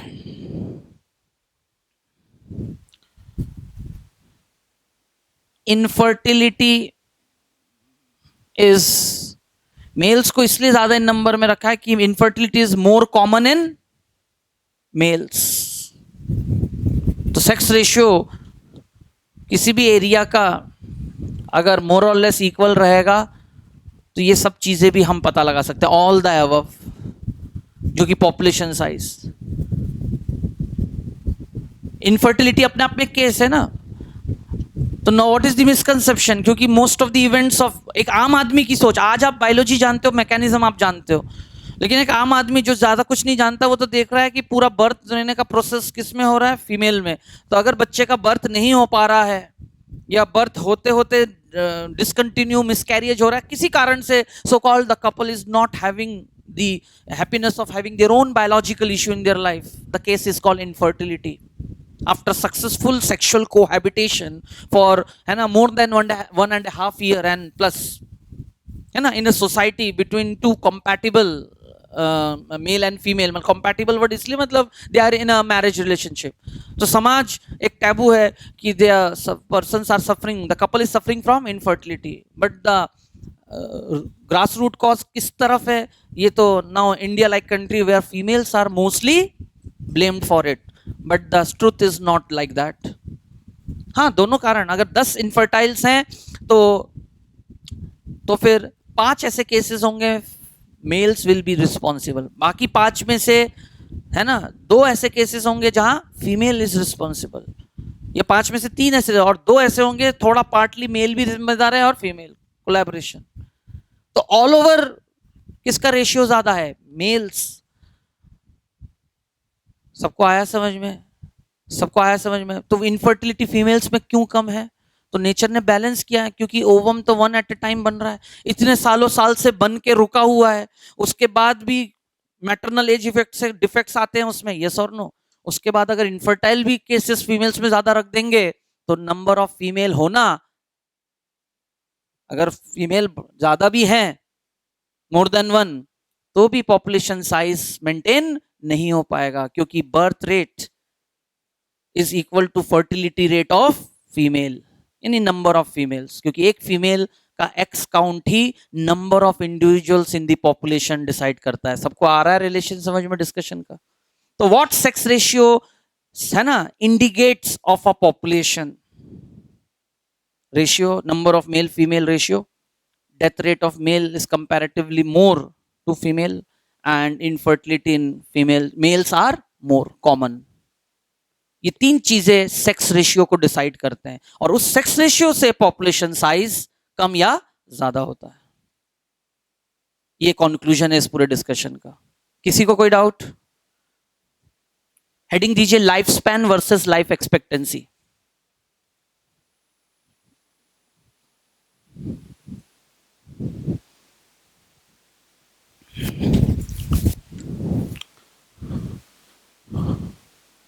life span versus life expectancy, ऐसा लिख के सीधा पहला ही स्टेटमेंट लिखें, life span is the characteristic of a species.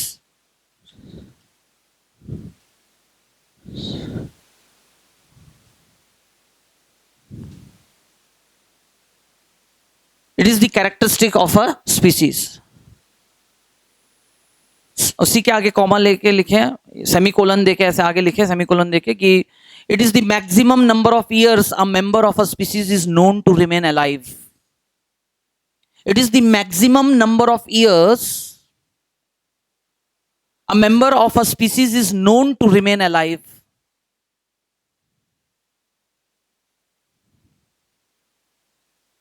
It is the maximum number of years a member of a species is known to remain alive. अगर पूरी दुनिया में कोई भी एक रिकॉर्डेड हो जाए कि इतने साल जिया, 70 साल का तोता,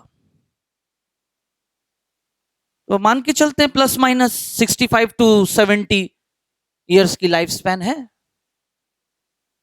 सबको आ रहा है समझ में? किसी बीमारी से डेथ हो गया, शिकार प्रेडेटरशिप हो गया, कुछ का कुछ, वो तो फिर लाइफ एक्सपेक्टेंसी बन जाता है। तो पैराग्राफ चेंज करके, where age life expectancy is the characteristic of a population, मतलब इंडिविजुअल का नहीं है फिर वो, it's not an individual phenomena.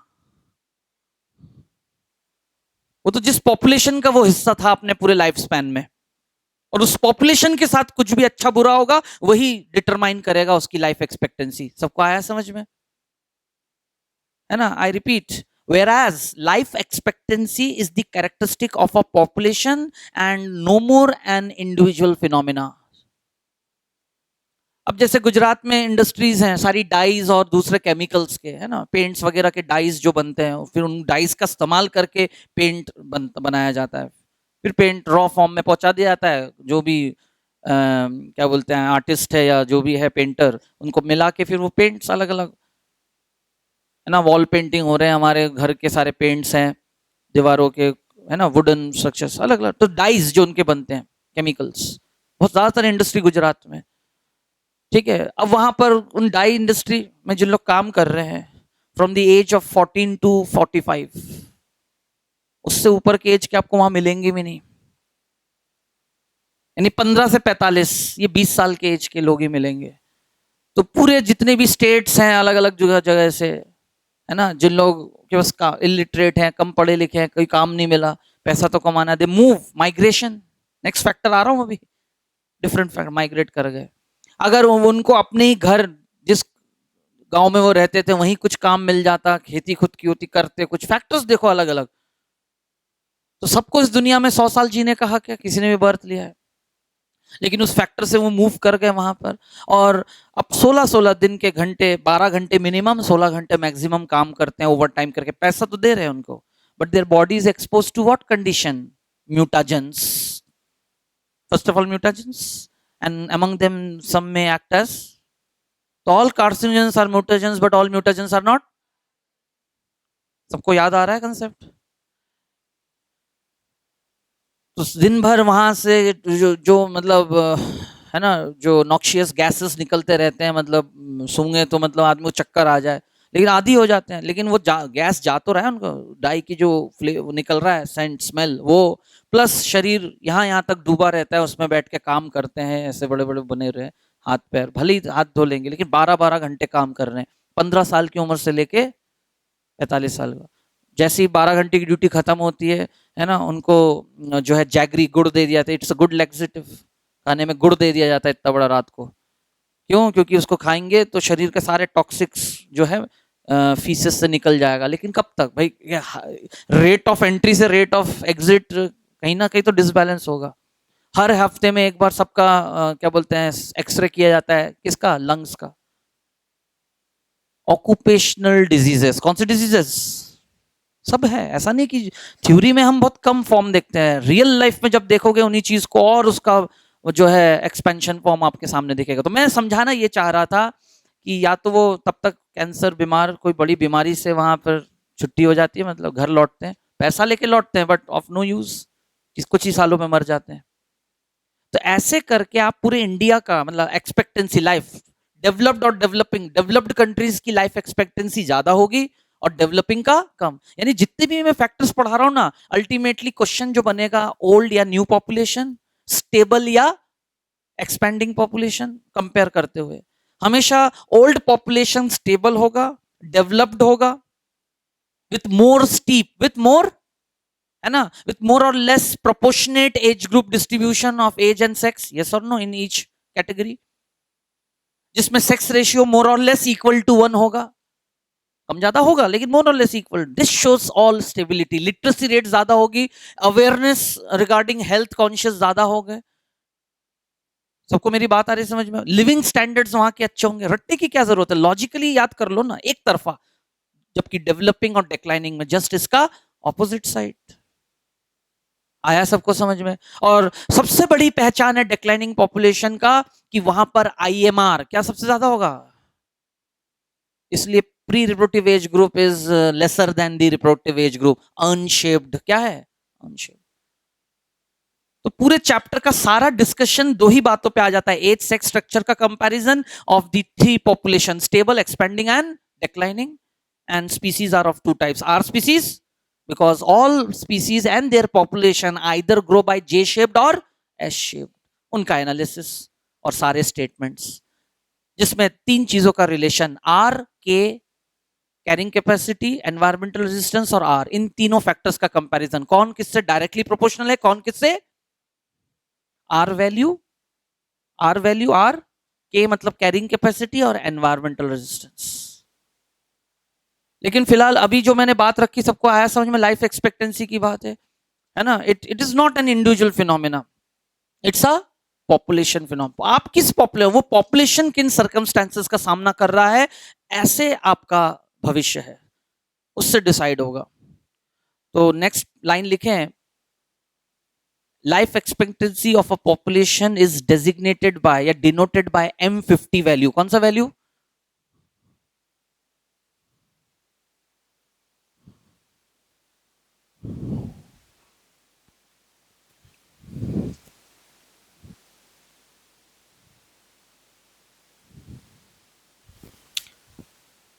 Life expectancy of a population is denoted by M50 value. कौन सा वैल्यू? हाँ, अब इसका क्या मतलब है? It is the value in age group, it is the value in age group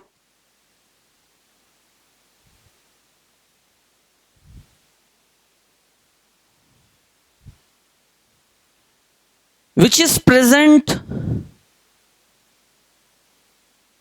present above 50% of the, which is present in 50% of the population। मतलब एक पॉपुलेशन में जाके 100 लोगों को आपने ढूंढा, उनमें से 50 लोग आपको, कम से कम, उससे ज्यादा भी हो सकता है, मतलब 50 लोग आपको जो है उस एज ग्रुप से ऊपर ही मिलेंगे। अगर किसी का M50 वैल्यू मान के चलो 63 है, किसी पॉपुलेशन का, भोपाल का M50 वैल्यू, सिटी में आ रहा हूं, आपने 100 लोगों इकट्ठे किए रैंडमली, मतलब, है ना, तो 100 में से 50 लोग आपको 60 प्लस मिलेंगे, 63 और 63 प्लस, 60 प्लस मान लो। M50 value of Bhopal is 60। What is 60? That value is a age represented by 50% of the population. सबको आया बात समझ में? और बाकी 50 लोग आपको 0 to 60 मिलेंगे। किसी को कोई डाउट? तो भोपाल में सही बात है, क्योंकि ये एक मतलब नौकरी पेशा शहर है। People in government and semi government और private, most of them are in job, less business oriented. तो सब अपने आराम की जिंदगी बिताते हुए रिटायरमेंट का शहर कहलाता है भोपाल। मतलब अब आप किसी भी कॉलोनी में चले जाएंगे जो एक्सपैंड हुआ है, जो पिछले 30 साल का जिन्होंने सर्विसेज किए, उन्होंने ही तो घर खरीद खरीद के एक्सपैंड कर दिया, बाहर के लोग भी आके, जो भी हो, उनके खुद के बच्चे बाहर चले गए, वो खुद ऐसे। यह है पॉपुलेशन ट्रेंड ऑफ भोपाल। जो सिटी ग्रूमिंग है, बढ़ता है, वहां यंगस्टर्स ज्यादा है, बिजनेस क्लास ज्यादा है, वहां की तो वही बातें आ रही है ना, composition. Composition in what terms? Natural factor करके कॉम्पोजिशन चेक कर लो, या मैन मेड फैक्टर्स? फिलहाल अभी मैन मेड फैक्टर्स मैंने बनाया, क्योंकि लिविंग हुड मैन मेड है, नेचुरल नहीं है। नेचर ने तो हमें बर्थ करके नोमैडिक लाइफ दे दिया था बहुत पहले, आज से कई सालों पहले। अगर वैसी सब रहते, अगर हमारा माइंड क्रेनियल कैपेसिटीज, हम सिविलाइजेशन करते हुए टेक्नोलॉजी ना करते, तो दूसरों की तरह वैसे ही चलते। आज भी दूर दराज आप जंगलों में, गांव में दूर एक आइसोलेटेड मैन झोपड़ी बना के रह रहा है ना, टेक्नोलॉजी से परे होके, मर तो नहीं रहा, उसकी लाइफ चल रही है, कुछ खा पी के सब जिंदा, वैसे ही रहते सब लोग। हम ये सब जो करते हैं, जो हमारा कंपटीशन है, वो नेचुरल नहीं है, वो सब मैनमेड कॉम्पिटिशंस है। एम आई राइट और नॉट? सबको अब आ रहा है लॉजिक समझ में? इसलिए तो कह रहे हैं कि human population study is totally different from other. We can conduct it naturally, natural factors तो है ही, लेकिन it is more 70% than manmade factors. Hence, the science called demography has been designed, which is conducted by an official counting called census under the constitutional rule in every 10 years, जिसमें हम सारी सुविधाओं को plan करते हैं कि आज population इतना है, आज से 10 साल बाद इस सिटी का, इस पूरे शहर का, इस पूरे स्टेट का इतना होगा, तो अब हमें आगे क्या प्लानिंग करके चलना है। गवर्नमेंट ने मास्टर प्लान कहते हैं ना, सुनते हो ना, मास्टर प्लान जगह बना के छोड़ के रखते हो, तो अतिक्रमण होकर सब ऐसा दिखता है कि अच्छा अच्छा इतना ही रोड है, पता चला कि एक दिन सब साफ हो गया और यहाँ अब 6 लेन बनेगा। बना होशंगाबाद रोड इतने सालों में जाके अब बना, जबकि उसका और बनने का है, और भी बनेगा। वो भविष्य में देखकर जब मूवमेंट्स बढ़ेंगे। यहां तक सबने लिख लिया? सबको आ गया समझ में? तो वही है, डेवलपिंग कंट्री का जो है M50 वैल्यू लेस रहता है, और डेवलप्ड कंट्री का जो है ज्यादा रहता है। अब कॉम्पिटिटिव विंडो बना के लिखिएगा। अभी अभी आपको एक टर्म पता चला M50, ऐसे ही होता है LD50 और एक होता है P50। इसका संबंध पॉपुलेशन स्टडी से है या डेमोग्राफी लिख सकते हो आप। इसका संबंध toxicity of pesticide, toxicity of pesticide, lethal dose LD50, और P50 का रिलेशन है oxy haemoglobin association, oxy haemoglobin या ऑक्सीजिनेशन, क्या वर्ड लिख सकते हो। चैप्टर रेस्पिरेटरी सिस्टम में इसको एस्टैब्लिश करेंगे, लेकिन आज आपके सामने ये सारे ऑप्शंस हैं और क्वेश्चंस आप खुद बना लो। इसमें ये ऊपर क्या लाइन लिखा होगा कि आप किसको चूज करोगे, ABCD, none of the above. M50 population study demography, LD50 toxicity of pesticides. दो क्या बोलते हैं पेस्टिसाइड, X और Y। X का LD50 है 5 ml और Y का है 10 ml। बताइए कौन ज्यादा टॉक्सिक है, X की Y। LD50 value of X pesticide is 5 ml and Y is 10 ml. So what is LD50 X? It is the amount of, है ना, amount of the pesticide या कोई भी ऐसा toxic substance है ना, whose one dose kills at a glance 50% of the population of the pest. यानी इसका 5 ml इस्तेमाल करेंगे, 1000 चींटियों में से 500 चींटियां तुरंत मर जाएंगे, और वही 500 चींटियों को मारने के लिए डबल डोज देना पड़ रहा है ना, यस और नो। तो कौन ज्यादा टॉक्सिक है, ये कि ये एक्स। तो वही LD50 इज, सारे वैल्यूज जो होंगे क्या होंगे, इनवर्सली प्रोपोर्शनल टू टॉक्सिसिटी। आ रहा है समझ में। Less the LD50 value more the toxicity, less the P50 value more is the affinity. यहां एफिनिटी ऑफ हीमोग्लोबिन भी लिख सकते हो, क्या लिख सकते हो, फॉर whom, ऑक्सीजन।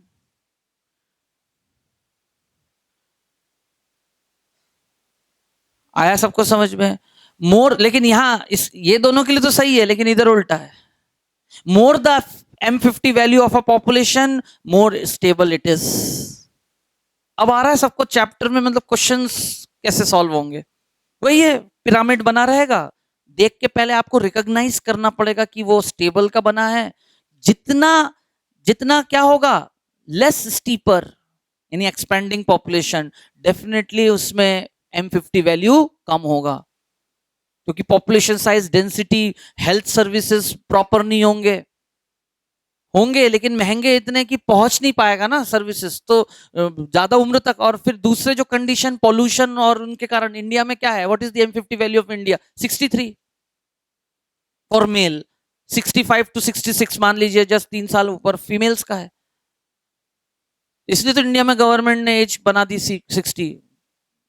कितना बना दिया गवर्नमेंट सर्विसेज का एज, क्या बनाया 60, कि मरने से एक बस कुछ क्षण भर पहले तक तुमसे काम लिया जाएगा। अब किसी की लाइफस्टाइल ऐसी रही कि वो during the age of 35-40 death हो जाए, हार्ट अटैक से मर जाए। Lifestyle diseases, chapter common human health disease. आ रहा है लॉजिक, कोई जेनेटिक बीमारी आ गई, कोई और चीज हो गया लाइफ में, कुछ मैसेकर, ट्रेजेडी, उस तरह का। सबको मेरी बात आ रही है समझ में, ठीक है। जबकि यही आप अमेरिका चले जाएं, there M50 values 82 and 85 respectively for male and females, यानी यहां से 20 साल ज्यादा जीते हैं वहां पर।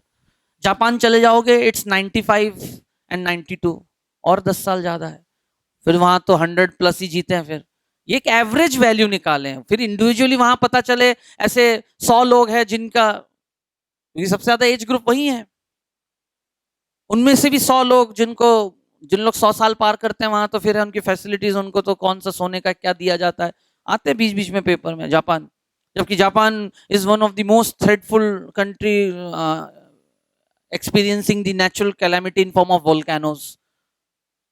सबको आ रही मेरी समझ में। See the nature setup and distribution, जहां सबसे ज्यादा बड़ा फैक्टर नेचुरल कैलामिटी, वहीं के लोग सबसे ज्यादा जी रहे, तो वहां का एनवायरमेंट, मतलब लोगों के बीच क्या बोलते हैं, एनवायरमेंट को लेकर अवेयरनेस ज्यादा है।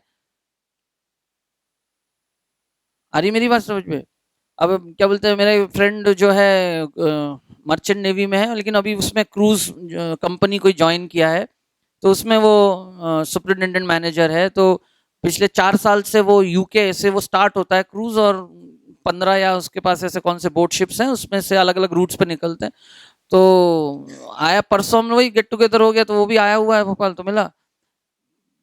तो कैसा था? मैंने, अरे वाह यार, तू तो चमक रहा है, वेल पॉलिश्ड। बोले नहीं, इट्स दी एनवायरनमेंट, खाना पीना, वहाँ लाइफ है। और क्रूज जितने भी पूरे वर्ल्ड में चल रहे हैं, जानते हो, दे सर्व। उन्होंने, मैंने से पूछा कि कैसे क्या है, बोले, मैंने पूछा कि कभी सर्विसेज लेना हो तो कैसे क्या रहेगा, तुझे कैसे कांटेक्ट करें। तो उसने बताया, हाँ ये सब बताया, लेकिन उसने फिर खुद ही कहा कि जब भी आना हो तो डायरेक्ट मेरे से बात कर लेना, किसी ट्रेवल एजेंसी से बात मत करना, क्योंकि उन लोग खुद के कम रेट पे कुछ ऐसे क्रूज में, सब फैसिलिटीज अच्छे होंगे लेकिन ऐसे क्रूज में होंगे जहां ओल्ड एज लोग ज्यादा होंगे। ऐसी मैंने कहा इसका क्या कंसेप्ट है ओल्ड एज? बोले नहीं, मोस्ट ऑफ द क्रूज जो चलते हैं, है ना, वहाँ की लाइफस्टाइल ऐसी है कि 60+ हो जाने के बाद, है ना, घर में उनका रख रखाव और वो ज्यादा अच्छा नहीं होगा, rather they have got money. तो वहाँ कॉस्ट बहुत कम है, मतलब रोज का 700 रुपए में सारी सर्विसेज मिलेंगी। मतलब जो उसने पाउंड्स में बताया कि 700 रुपीज इंडियन करेंसी अभी, 400 रेंज से लेके 700 रुपीज, 700 तो सबसे मैक्सिमम फैसिलिटी के साथ, 700 रुपए में पूरा बोर्डिंग लॉजिंग, शिप में ही रहो आप, पूरा घूमते रहो। 3 महीने का ले लिया, 3 महीने वो घूम के फिर 1 महीने घर रहते हैं, फिर निकल पड़ते हैं किसी और क्रूज पे। तो मोस्ट ऑफ जो बोलते, मैं जिस शिप में अभी हूँ वहां पर ओल्ड एज, मतलब अगर जहाज में, है ना, 300 मीटर लंबा है, 100 मीटर चौड़ा है और 15 स्टोरी उसकी हाइट है उस क्रूज का, तो उसमें सब फैसिलिटी है। लेकिन मान के चलिए कि उसमें 1500 लोग ट्रेवल कर रहे हैं, तो एक 1100 लोग सब क्या है, 60+। तो कहने का मतलब है, see the population distribution, see the whole world कैसे चीजों को। और इंडिया में, इंडिया में देखो आप, ठीक है ना, अब लग्जरी मतलब एसी में भी चढ़ोगे तो पता चला वो बर्थ ही जो है ऐसा काहे काहे काहे कर रहा है, ऐसा लग रहा है रात को सोते हुए जाओगे तो टूट ना जाए। सबसे नीचे जो सो रहा है वो तो जगह ही रहता है कि मैं कब सैंडविच हो जाऊं। 2 years ago I was travelling in coach, उसमें बैठा, ठीक है सब कुछ अच्छा है लेकिन जो हुक्स हैं लगाने के, मिडिल बर्थ था, तो हुक्स लगाने का जो है, एक तो अच्छे से लग गया, दूसरा ऐसा हल्का अरे मैंने कहा, मैं चढ़ूंगा 90 किलो के साथ, ये तो कभी भी नीचे वाला आंटी जी थी, मैंने कहा आप थोड़ा ध्यान रखिए इस तरफ हेड रखिए, उन्होंने वो समझ नहीं पाई, अच्छा हुआ, नहीं तो पता चला रात भर सोती रही। मुझे डर लग गया कि, आप समझ रहे हो ना, मतलब अब एक भी है दूसरा तो ऐसा है कि बस लटका हुआ है, फिक्स नहीं हो रहा, तो लूज हो गया होगा जो भी हुआ होगा।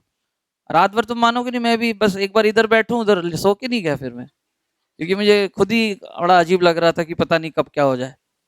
बट ओके, सो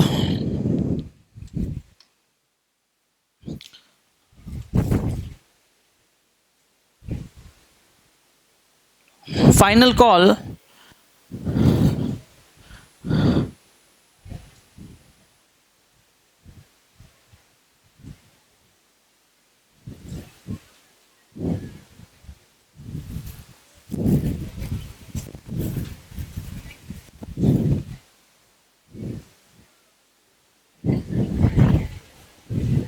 इसका तो एक सिंपल क्वेश्चन,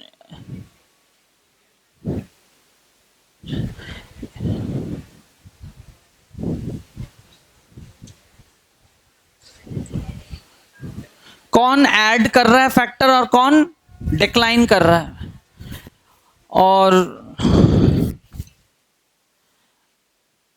पॉपुलेशन साइज या तो घटेगा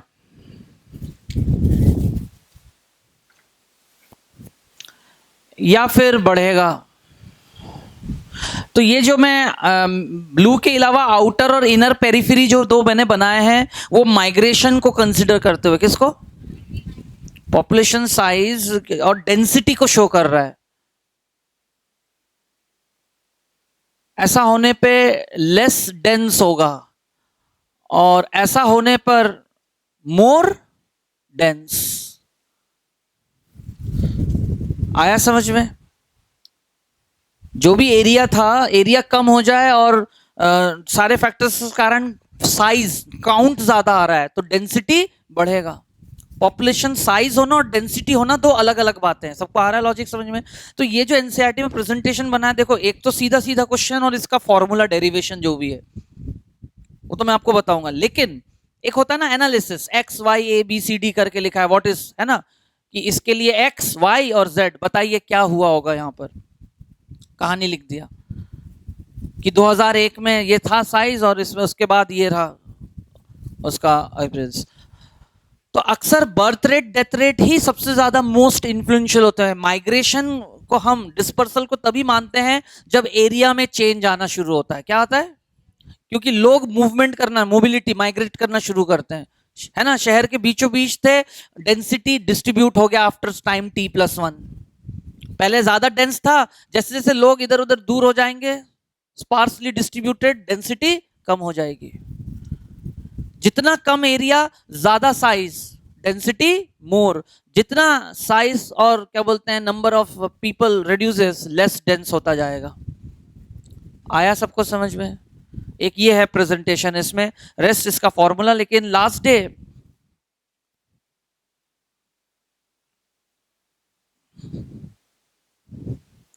एक पॉइंट मैंने आपके साथ डिस्कस किया था, growth rate.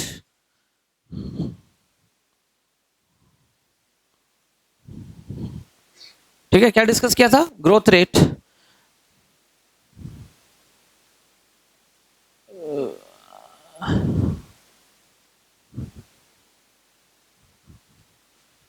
P2 minus P1, ये जो फॉर्मूला है, इसमें N is number of census, sorry number of years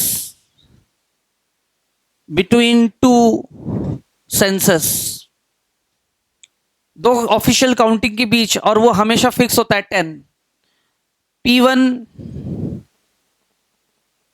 earlier population पहले, और P2 recent at time T और at time T+1, that is P2। तो ये तो हमेशा N10 आएगा ऑफिशियल काउंटिंग इंडिया के लिए। बाकी ये फिगर्स पुट करके आप ग्रोथ रेट पता लगा सकते हैं। सबको आया समझ में? ये एक फॉर्मूला याद रखिएगा, इसके क्वेश्चन आते हैं। एक एनसीईआरटी में जो दिया हुआ है, दैट इज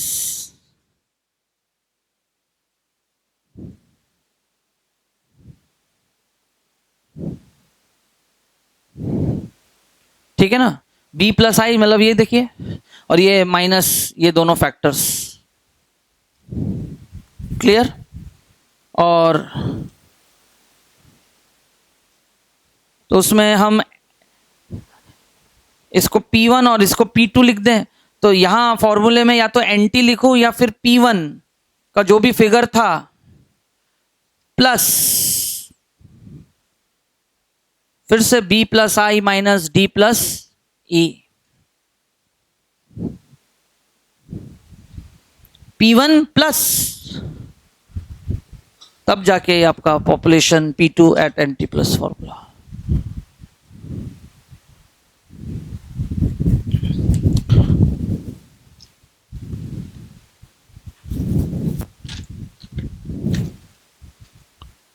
एक एनसीईआरटी बुक दीजिएगा मुझे।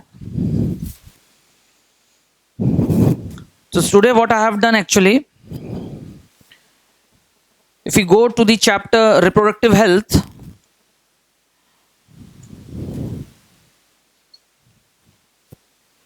we will experience that after giving that basic definition and different aspects regarding population, मैंने ये वाला पैराग्राफ आज पूरा यहां तक कवर भी किया साथ में, क्योंकि ये सारे फैक्टर्स का संबंध इन तरह के प्रोग्रामिंग और प्रमोशन से रिलेटेड अवेयरनेस प्रोग्राम, जिसमें आप देख सकते हैं लास्ट पैराग्राफ पहले मैं पढ़ना चाहूंगा, page number 58। Research on various reproductive related areas are encouraged and supported by government, non government agencies, NGOs जिसे हम कहते हैं, to find out new methods to improve upon the existing ones. Do you know, फिर एक product का नाम लिखा है ओरल कंट्रासेप्टिव, वो तो एक अलग कंसेप्ट है।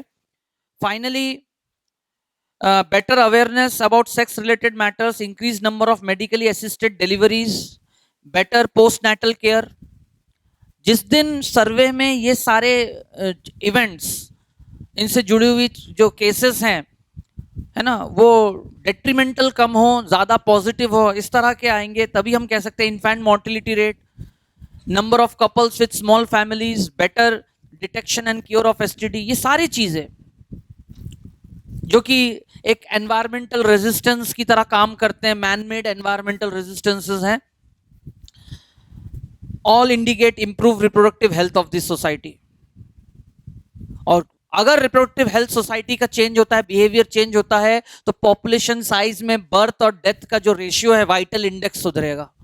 लेकिन उसी के पहले के एस्पेक्ट्स में लिखा है, लेकिन समाज में कुछ है ना मिसकंसेप्शंस, मिथ्स फैले हुए हैं, उनको हटाना भी इन प्रोग्रामिंग्स, जिन अवेयरनेस में जो वर्कर्स जाते हैं, हेल्थ वर्कर्स जाते हैं, ठीक है ना, anganwadi is an infrastructure made by the government, primary health sector के अंडर आते हैं, जहां पर जो है किसी भी एक एरिया के पॉपुलेशन के वहां पर मौजूद है ना लेबर क्लास या कोई भी जो भी थोड़ी फैसिलिटीज जानना चाहते हैं, all females moved with their children, और जाके अपने हेल्थ रिलेटेड प्रॉब्लम्स डिस्कस कर सकते हैं।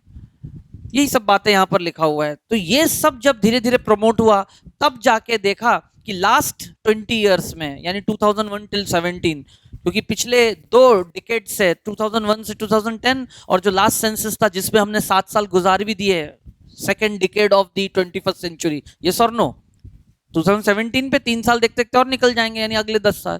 तो इन 20 सालों में सही मायने में हमने हमारे ग्रोथ रेट को किसको कांस्टेंट रखा है, क्योंकि लास्ट रिपोर्टेड भी 1.7 था और 2011 में, लेकिन व्हाट इज द इशू कि still the doubling time for India is alarming, where X is the growth rate, एक ग्रोथ कांस्टेंट है। सो 70 है ना, 1.7 ही अगर पुटअप करे तो इट इज समथिंग 38 इयर्स, और अगर इसको 2 मान ले तो वो 35 इयर्स हो जाएगा। तो what ever, so it's a very, मतलब आप 40 साल ही राउंड फिगर मान लो, तो 150 साल से डबलिंग टाइम घट के 5 टाइम्स 150 इयर्स, और अब वो लेस देन 50 इयर्स में हम डबल कर जाएंगे। We still need to take a sharp step to keep the growth rate below 1.3, below 1.7 से 1.3 पे जिस दिन ले आएंगे, तब जाके हम अपने सस्टेनेबल डेवलपमेंट और अगला 50 साल इन टर्म्स ऑफ, यहां फिर एनवायरमेंट जुड़ जाता है, क्योंकि डेंसिटी बढ़ेगी लोगों का, भाई इतने सारे शरीर आएंगे तो CO2 कंट्रीब्यूट होगा ना, ग्लोबल वार्मिंग में पूरा पॉपुलेशन, जैसे 0.4% जो हो गया है आज कार्बन डाइऑक्साइड, है ना, एक क्या बोलते हैं, पिक्चर भी बस रिलीज होने वाला है, पिक्चर का नाम ही है carbon, you might have seen the trailers and promotions, और छोटे छोटे शॉर्ट फिल्म्स भी प्रमोट किया जा रहे हैं कि 2030 में ही हमारी लाइफ कैसी हो जाएगी। उसमें एक बच्चे को दिखाया, एक फैमिली बैठी हुई है और ऑल आर लुकिंग एजेड अपने, है ना, और क्या बोलते हैं ऑक्सीजन सिलेंडर और क्या बोलते हैं उसके कैप्सूल्स वगैरह देख रहे हैं कि वो, तो पिताजी जो है दिखा रहे हैं, तो बच्ची कह रही है कि अगले 10 साल बाद, अभी लाइफ मेरी ऐसी है, आपका ऐसे अगले 10 साल में होने वाला है। Believe me, my father is 38 year old but he looks 50। तो जो आज लेबर क्लास के साथ हो रहा है वो एलिट क्लास के साथ होगा, not due to the physical loss of the stamina and strength.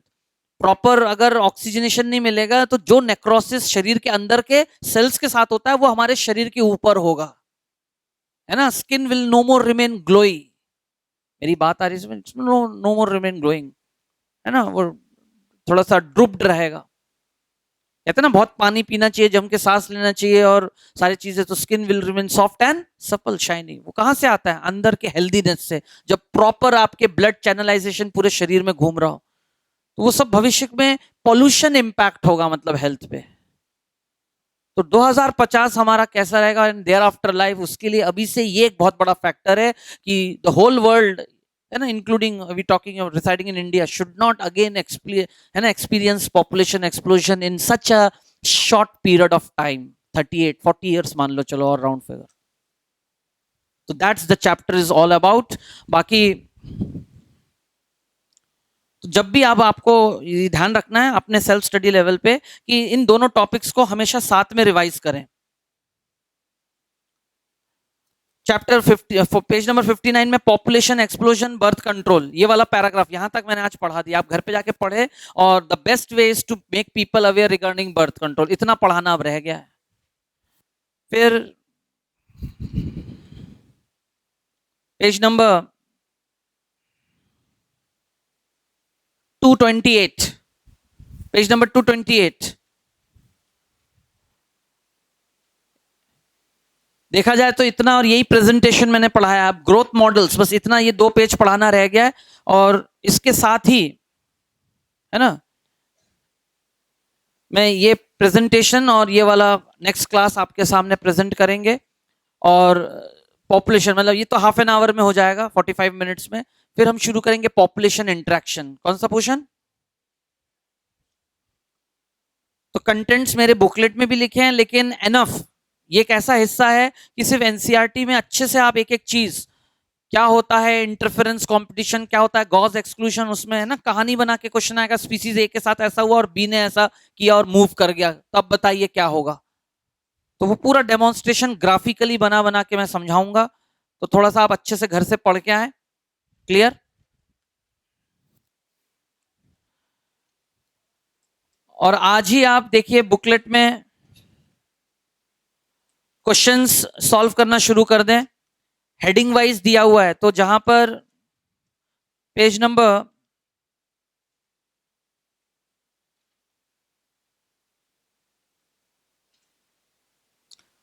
Page number